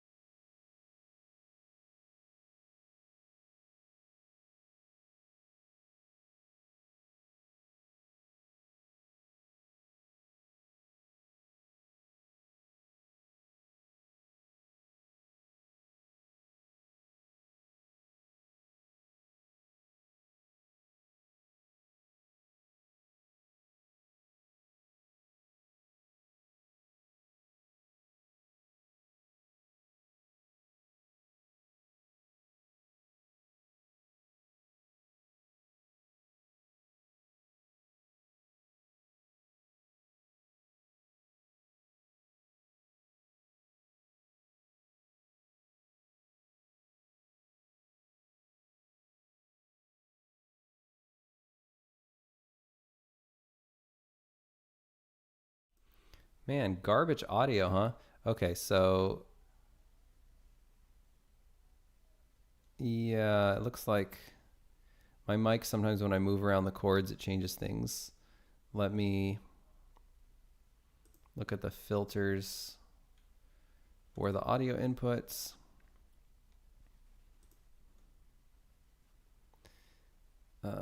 Properties. It's not properties. Where are the filters? It's not advanced audio. It's copy filters? No, I want... What is going on? Why does my brain just like completely turn to mush when I'm streaming? I can't do this in the other mode because it doesn't even have the mic. Audio input. Filters on the audio. There we go. Okay, so there's a noise gate and it was turned way down. So I'm just watching. I really have no way of knowing if it's working or not because I'm pretty sure the...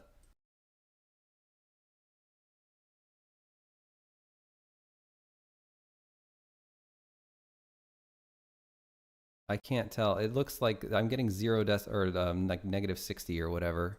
When I'm not talking, it looks completely quiet. Sounds much better. Okay, and is my voice, is the gate opening correctly, or is it like cutting off my words a little bit? Can anyone tell me, does it like, is that opening correctly and closing correctly, or is it kind of cutting off the ends of my words and cutting off the beginning of my words? Unfortunately, I can't hear it. Like I have no feedback on it. It's clear, not clipping. Okay, that's good.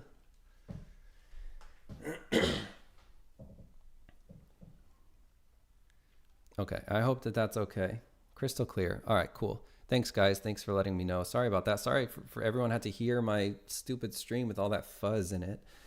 I should have done, I guess, more checking. You know, you would think that I haven't even touched my gain or anything. I haven't touched anything. You'd think it would all just work again, but it never does.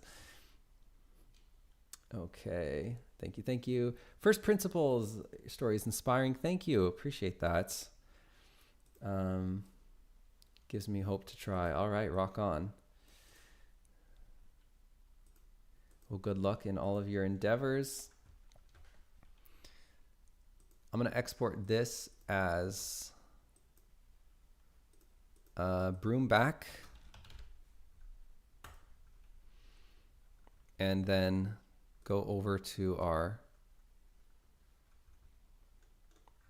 spine file, and we're going to find that Broom back. And we're going to stick it in our new Broom back slot. Here we go. Holding item, we're going to put it in Broom back. And then I'm just going to put it right where it goes, which is right here. And it really doesn't have to be lined up so perfect.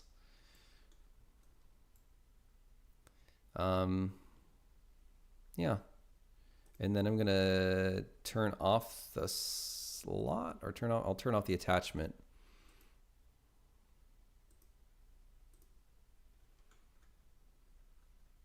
And I'll turn off the Broom attachment as well, and then go back to our animation. And then I'm going to turn on the attachment in Broom back. Cool. Everything's good. Now we just need to change the draw order for Broom back in the setup. So Broom back should be, I believe, there's really no reason it should be drawing in front of anything as far as I can tell. So I'm just going to stick it all the way at the bottom of the draw order. Broom back. Right now it's all the way at the top. It's going to go all the way to the bottom. There we go. Okay, cool. So there we go. It's definitely quite large. I think it should be maybe a little smaller. What is the size of our other one? So let's shared Broom. It is 1.0, so I don't know if I want to make it too much smaller, but I could definitely get away with making it a little smaller. Oh, I did. Yeah, there we go.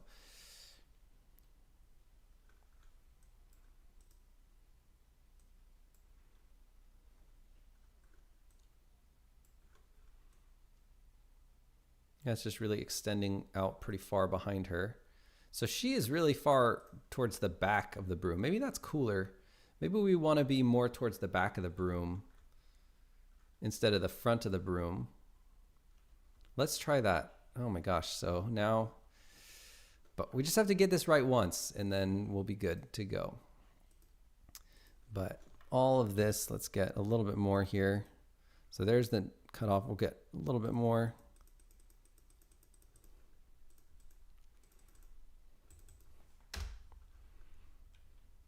Cut off here, and then we'll merge these together. So that will be the new broom front.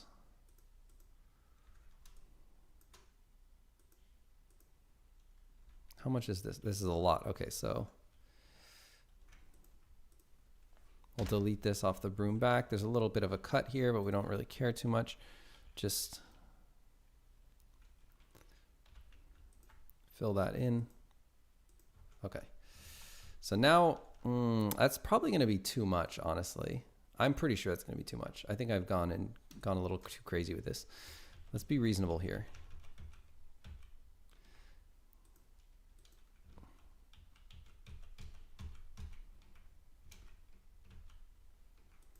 So here's the old line. We're going to add, we don't want to go too crazy. We're just going to add a little bit more. It's really very tedious. And then we're going to combine these together, delete this one, and then paint it a little bit back just so we can sort of see what we got here. I'm going to actually, Oh, we have a little bit here that we should probably erase. Yeah, we don't want that in there, so let's erase that.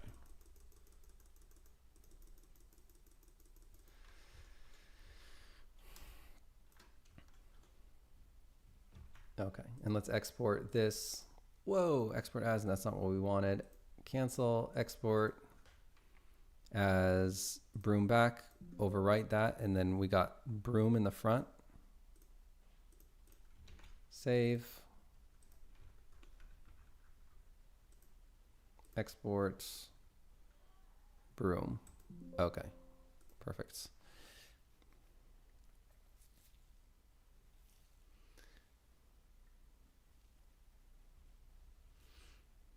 Wyatt says, can I be in game? Yes, you can. We have a demo right now. You can check it out. You can download it and play it. Game is called Songs of Glimmerwick. It's a Witch Academy RPG where the magic of the world is music, and people are loving it. You should go download it. See if it's your cup of tea. Zons, welcome back. Good to see you again. Very Dungeon Much Dragon says, thanks for the stream. Got to head to bed. All right, rock on. Well, thanks for dropping by. Appreciate it, and thank you very much for the sub. Thank you, thank you. It's very kind of you. Oh, you know what? So, there's, oh yeah, the Twitch doesn't notify me of the hype trains. I'm just seeing the hype trains now. Appreciate that. Your waifu is a lie. Deep, thank you for the follow. Appreciate that. That was a while ago. Sorry, I missed that. If you're still around. Azan says, could I ask you something? Of course. Can I ask you your general tools and workflow? Well, I do a lot of stuff. So I have a lot of different workflows, but generally I use Blender for the 3D app. I use Photoshop, unfortunately, despite the fact that I hate Adobe for the 2D stuff. And you use a bunch of other apps for a bunch of other stuff, but those are my main art tools anyway. Unity is the engine. Visual Studio is our IDE. Not that we picked that for any particular reason other than it just comes with Unity. Moon Sugar Cake, thank you so much for the raid. Really appreciate it. And I hope you sleep extremely well. And thanks for all your support in the game and the kind words. Really appreciate it.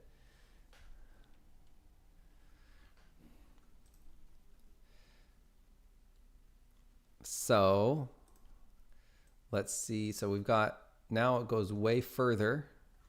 Actually, that looks pretty good.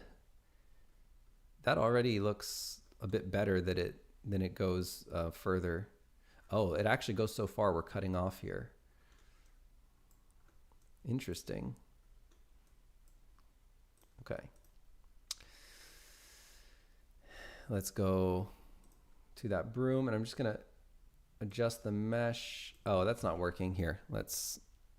We're making keyframes. Let's edit the mesh and just move this all the way until we can see the end. Okay. And then let's take a look at the broom back. And what? Oh, okay, that makes sense. That makes sense. Anyway. Wait, does it make sense though? This is broom back. Let's re-export broom back. I thought it would be shorter. No, it looks about the right length, doesn't it? Anyway, we have a lot of freedom here. We can shorten this if we want. We don't really need, it doesn't need to make, perfect sense. So there, now she's a lot more towards the back of the broom. And if we wanted her more towards the front, then we could just take the holding item here and just push it more towards the front like this, so that it extends out further in front of her. Just get her sitting on the broom. Okay, I think she's finally sitting on the broom in a reasonable way. And I don't know about you guys, but in my opinion, it doesn't look that weird. Like, yes, it doesn't really make sense if you really think about it and look at it. With the broom is just kind of intersecting through her skirt. But it's also a skirt, so we imagine that it's, the game is mostly zoomed way out, like out here. I think it could be believable that the skirt is just sort of folding over the thing. So I think it's going to work all right. And I think it's better than any of the other more drastic issues. It's not an issue for every outfit. This outfit in particular looks really weird. We would definitely not expect a tunic like this. But it's just a little weird, and maybe we can sort of move that over. I don't know. We'll see. This one actually works because it happens to cut off right there. And of course, this undergarment would definitely need to drape. But the big read, when you squint your eyes, I don't actually think anyone would say anything about that. People are not that picky about the visuals. We've got a lot of janky stuff going on that people haven't really noticed. Some things people notice, and some things people don't, or at least they haven't given us feedback or complained about it.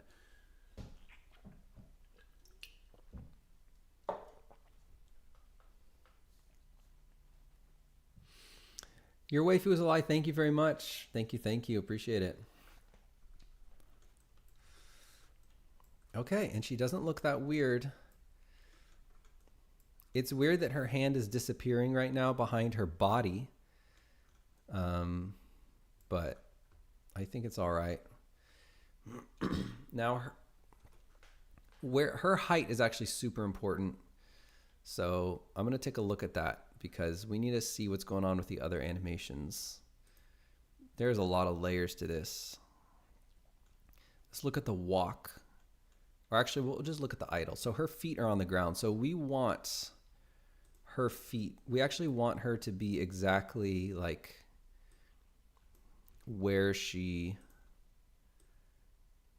how high we want her to be flying. So I would say we want her flying maybe about this high, not too high.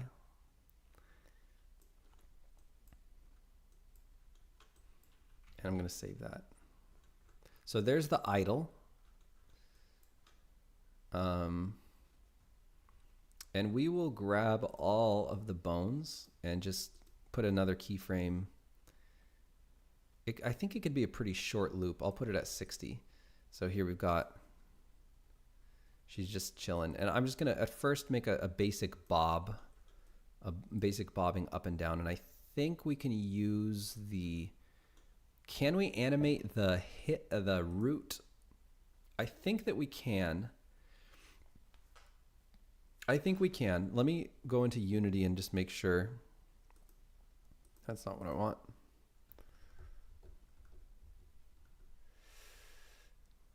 Corridor says noticed some visual stuff. Gotcha. Yeah, we're very sort of zoomed out people. We tend to care a lot about the big read. Not so much into the nitsy. Seems to keep our priorities straight. Same way with Eastshade too. There's a lot of little things in the game when you get up close, like texture seams and stuff that just like whatever. Just the big read is good. You squint your eyes, it looks good. The emotion is good. The vibes are good. Props on the UI. Appreciate that. Appreciate that. I assume you mean the look of the UI and not the actual experience, not the actual UX. We've got a lot of criticism on I would say the onboarding process in general, especially with the farming. We have had a lot of criticism, and it's very difficult to know at this point if these are critical issues that people are going to be bouncing off the game, or if these are just like all they played was the demo. The first 2 hours of any game, the onboarding is generally like there's a lot of learning happening and there's a lot of friction. I remember when I first played Stardew Valley, I was like hitting the wrong button for like 6 hours straight. It just, to me, that game was extremely weird. I'd never played Harvest Moon, and even like equipping the items and scrolling through your hotbars, it all felt completely wrong to me. And I just wonder if it's some of that, since our game is so weird and different, we did everything pretty much kind of unique in our own way, or if it's just genuinely, no, people are going to be bouncing off the game. They're not going to want to buy it because the onboarding is so rough. So it's going to be hard, but it seems like people were not turned off enough by the jankiness of the onboarding to where, you know, they weren't experiencing, you know, they were happy to get through that to see the rest of the world. And then once you're like 6 hours in, I don't think people are going to be as confused on how the spells work and stuff. And I just don't know if it's worth spending too much dev time smoothing out the onboarding. If you listen to player feedback on a 2-hour demo, virtually all of their feedback is going to be about onboarding. So like right now it feels like we have to be careful with how we spend our time, because we could literally go all hands on deck, derail this whole entire train, just completely focus on player feedback for the next 6 weeks and just smooth out the onboarding. And it would come at tremendous cost to the game. We would literally have to cut multiple quests, and the whole rest of the game would be in a bad place. So yeah, it's hard to prioritize that. I'm just rambling right now. Sorry, everybody.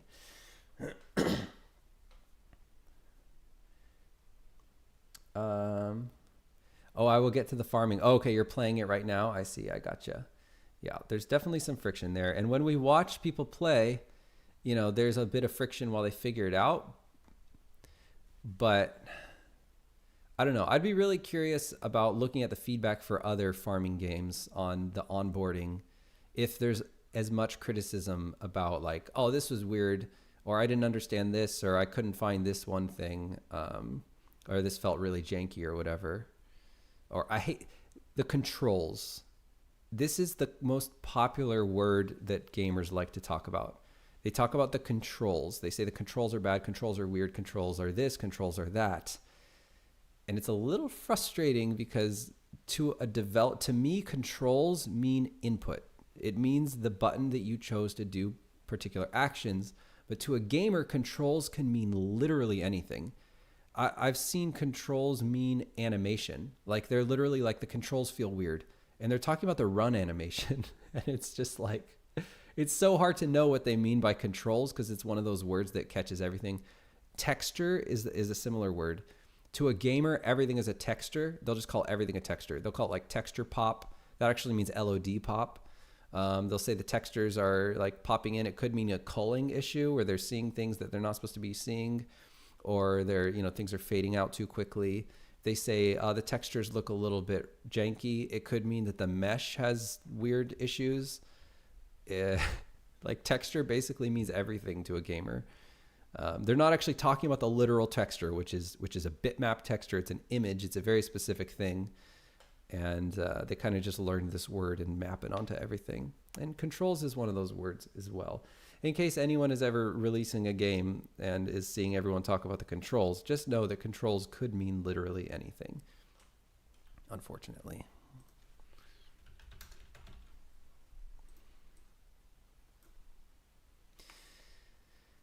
Oh, we already have GameCore in here. I got to load in exterior world. So what I'm doing right now is I just want to see the layout of the game character.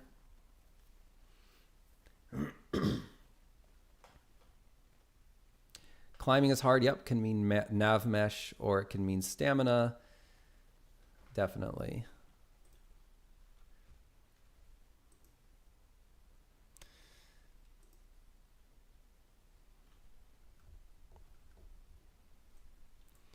Okay, let's take a look at these NPCs, and I just want to see. Oh, I actually don't have access to the layout here, so I'm not sure if I can animate the route, but we're gonna find out because I'm gonna do it right now. We're gonna animate the route. So let's put a keyframe. So we already have a keyframe there, and I'm just gonna move it up.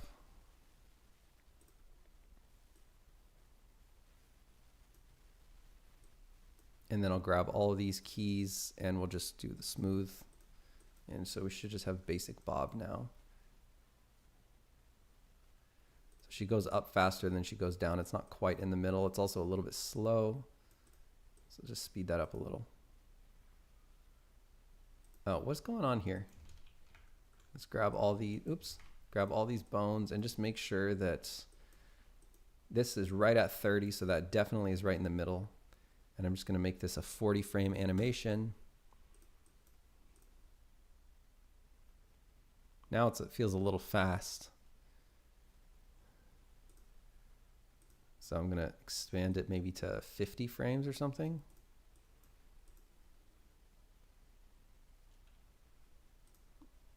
Well, maybe make it a little bit slower even.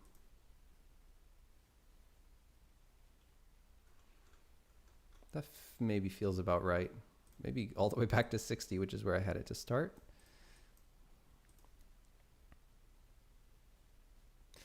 I feel like this back might need, I might need to redo it because I think that we want actually that to kind of wave. I think that might be an important thing because we have the bones for it. We might as well use the bones. And then even if we don't end up making it wave, it's like,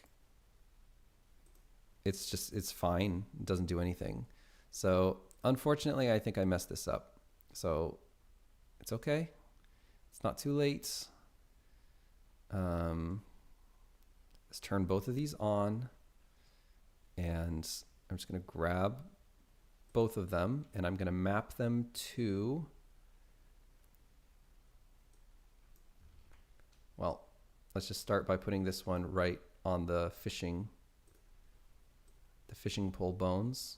Make sure we have enough bones to work with here. Now there's not going to be anything going on in the front, so it's really just the back that needs to be mapped to these bones. There we go. And that should be plenty of bones to work with. I'm going to rotate it a little bit more. 180 maybe. 175. 177. 176.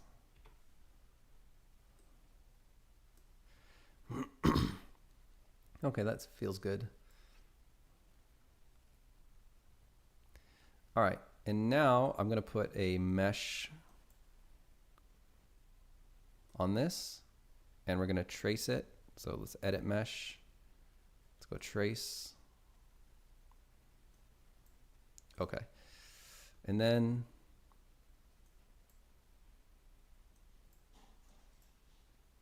we definitely don't want this to be such a tight fit. There's just no reason that it has to be that tight. So I'm going to give it a lot more space for silhouette changes.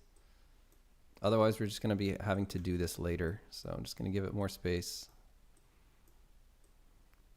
Man, Spine is such a good middleware.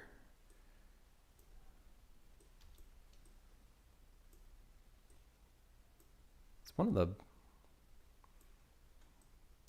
best pieces of software that I feel like we use is Spine. I'm going to add a few more cuts here.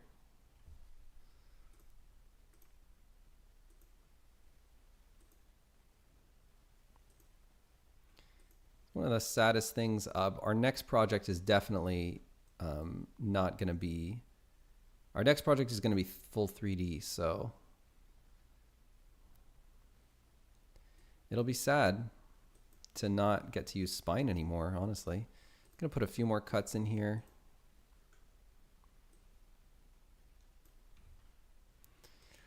I'm sure everyone will scream at us again for changing our art style once again after the next game, but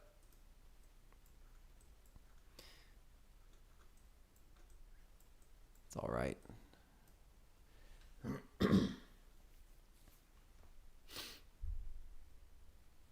I'm sure you're aware, but my old demo save is not compatible after the 2 or some small updates. No, I'm not aware of that. That is terrifying. What? Wait, what? The demo save is not compatible? No, that can't be right. What is happening? Like you're not able to load your... Yeah, for sure. That's horrifying. That's really bad. The demo save should be compatible forever at this point. I mean, I can load saves from 2 years ago right now. So that's really weird. It loads to a blank screen. Okay, so is the screen black when you load?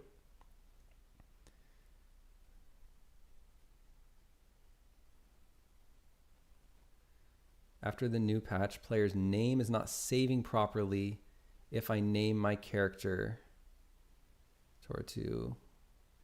The name is not saving properly. We didn't change anything about that. Let me ask you this. Did you change your monitor?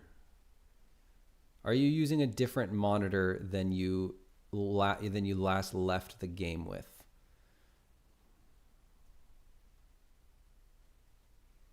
I hope it's the monitor bug. I hope it's not a save issue. So after the new patch, the player's name is not saving properly. If I name my character like it's just showing player name. I do have a 2 monitor setup. 2 monitor setup should be okay.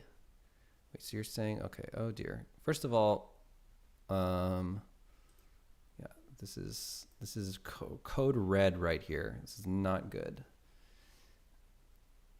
Let me go to our own Glimmerwick folder, content builder, and let's run this.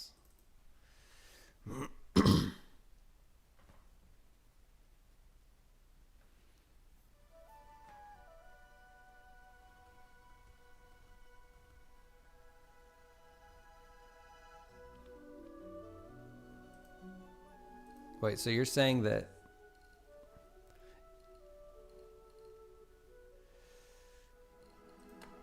just gonna load any old save.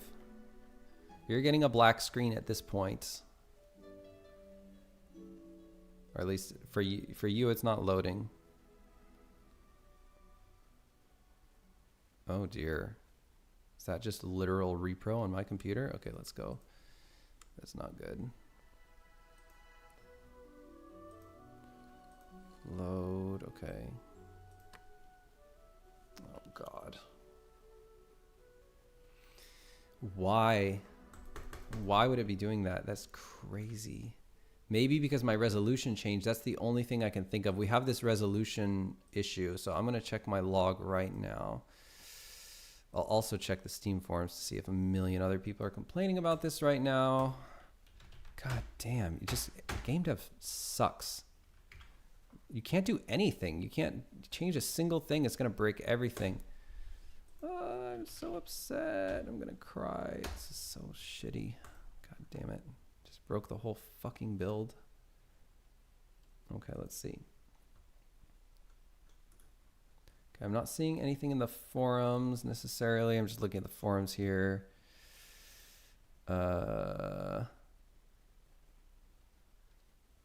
Actually, okay, I'm seeing somebody talk about game crashed. Okay, no, that's a different issue. Okay.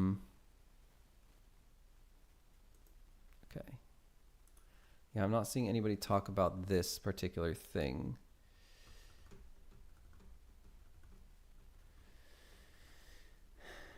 Also try making a new character and giving them a name.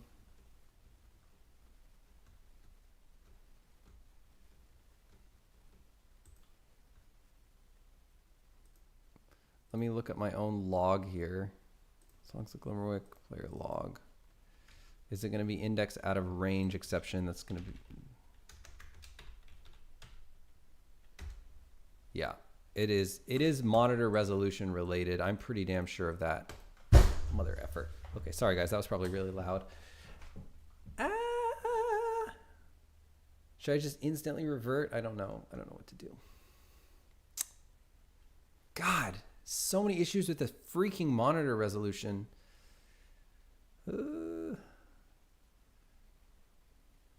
All I did was comment some code out. I don't know how this happened.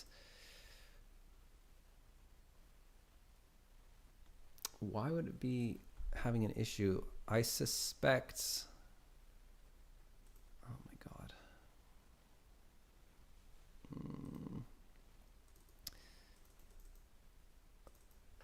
I suspect somehow the monitor resolution is trying to change. We've got this bug where the monitor resolution tries to set,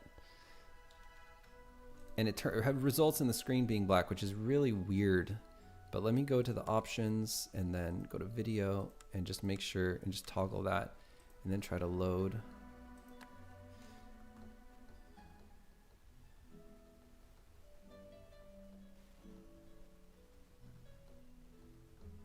Actually, okay, so here's the black thing. And then if I go to video and just change it like this and then say done, it still doesn't work. Dang. Oh God, come on. Let me try to load it on in the editor. Sorry guys, we're not working on the Broom anymore because this is absolutely massive. Oh boy. I'm surprised we're not seeing a million people say something about it though. It's very odd. Can't believe I did that. God, and I tested it so many times. It's like, what? Can't leave the ship at the start. Okay, well that's a different bug. Clearly. I feel like we could spend 6 months just fixing demo bugs and we just wouldn't even get to the rest of the game.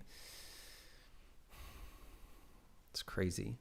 There's so much stuff. There's so much stuff that can happen. Okay, let me see if I can load old saves in the editor. Okay, that's fine.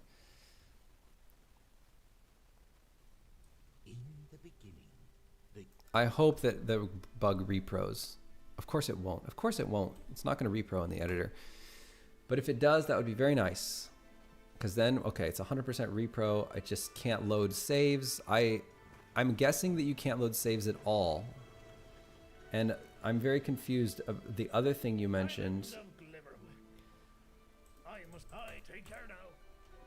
If I name my character Tora 2, repro to Tora 3. I don't quite know what that means. But what I'm going to do is exit to the main menu. So we're on 465 and then try to load this one and see if we can repro it. Come on, repro. Come on. I'm guessing if you try to load a recent save, even with the new patch, I don't think it'll work either. I'm guessing that this bug has absolutely nothing to do with the patches. Let's see. It's going to take a long time to load it in the editor. Gosh, so crazy.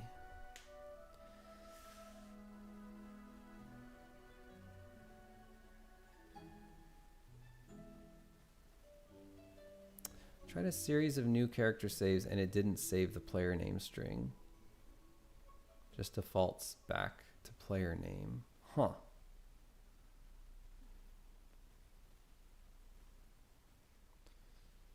Okay, well, we'll have to look at that too. Sounds like a separate issue.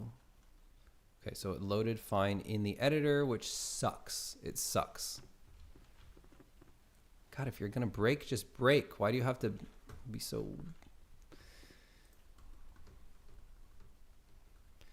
I think I have to kick a build.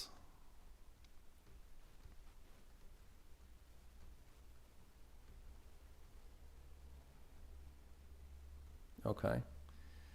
So you can't make a custom file name essentially. Everything is broken. Everything has gone to shit. The world is ending.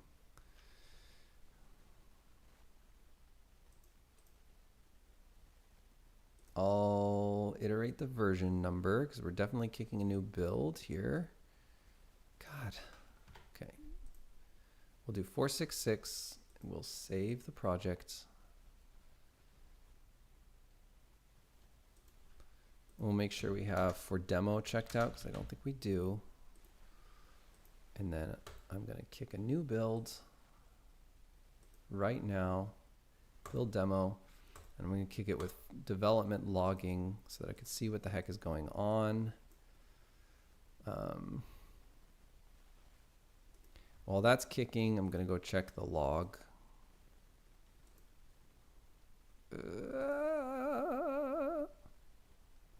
Go into here. Let's check the log. So this log is not too long.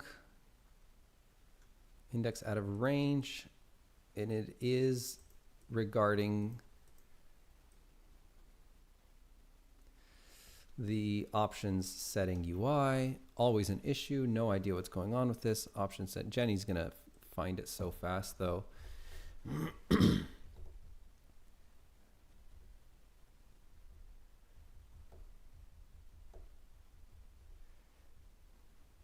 Okay. And in the character editor, it shows player name. Okay. As well as dialogue and conversations. Only resolution issue I'm running into is the lack of windowed mode, but using an ultra wide monitor.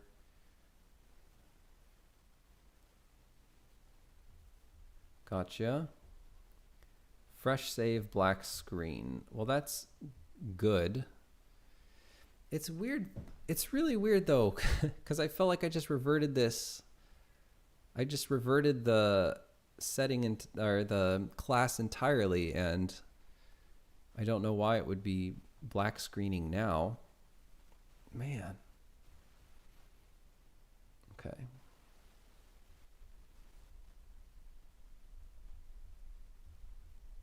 Thanks, Nazium. No, I'm hoping to fix this thing within the hour.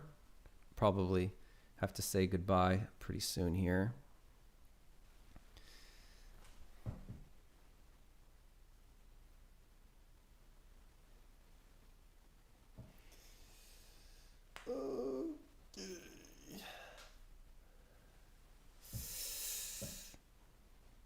Actually, it probably will get a little boring here, so I think I'm going to have to say farewell. And see if I can fix this thing as soon as possible. Thank you, Koratora, for reporting that. Sorry about that black screen issue. Oh dear, that's really bad. I just can't believe more people aren't talking about it right now if it's broken for everybody. That's just crazy. Ask Claude Code to fix it. That's got to be a joke.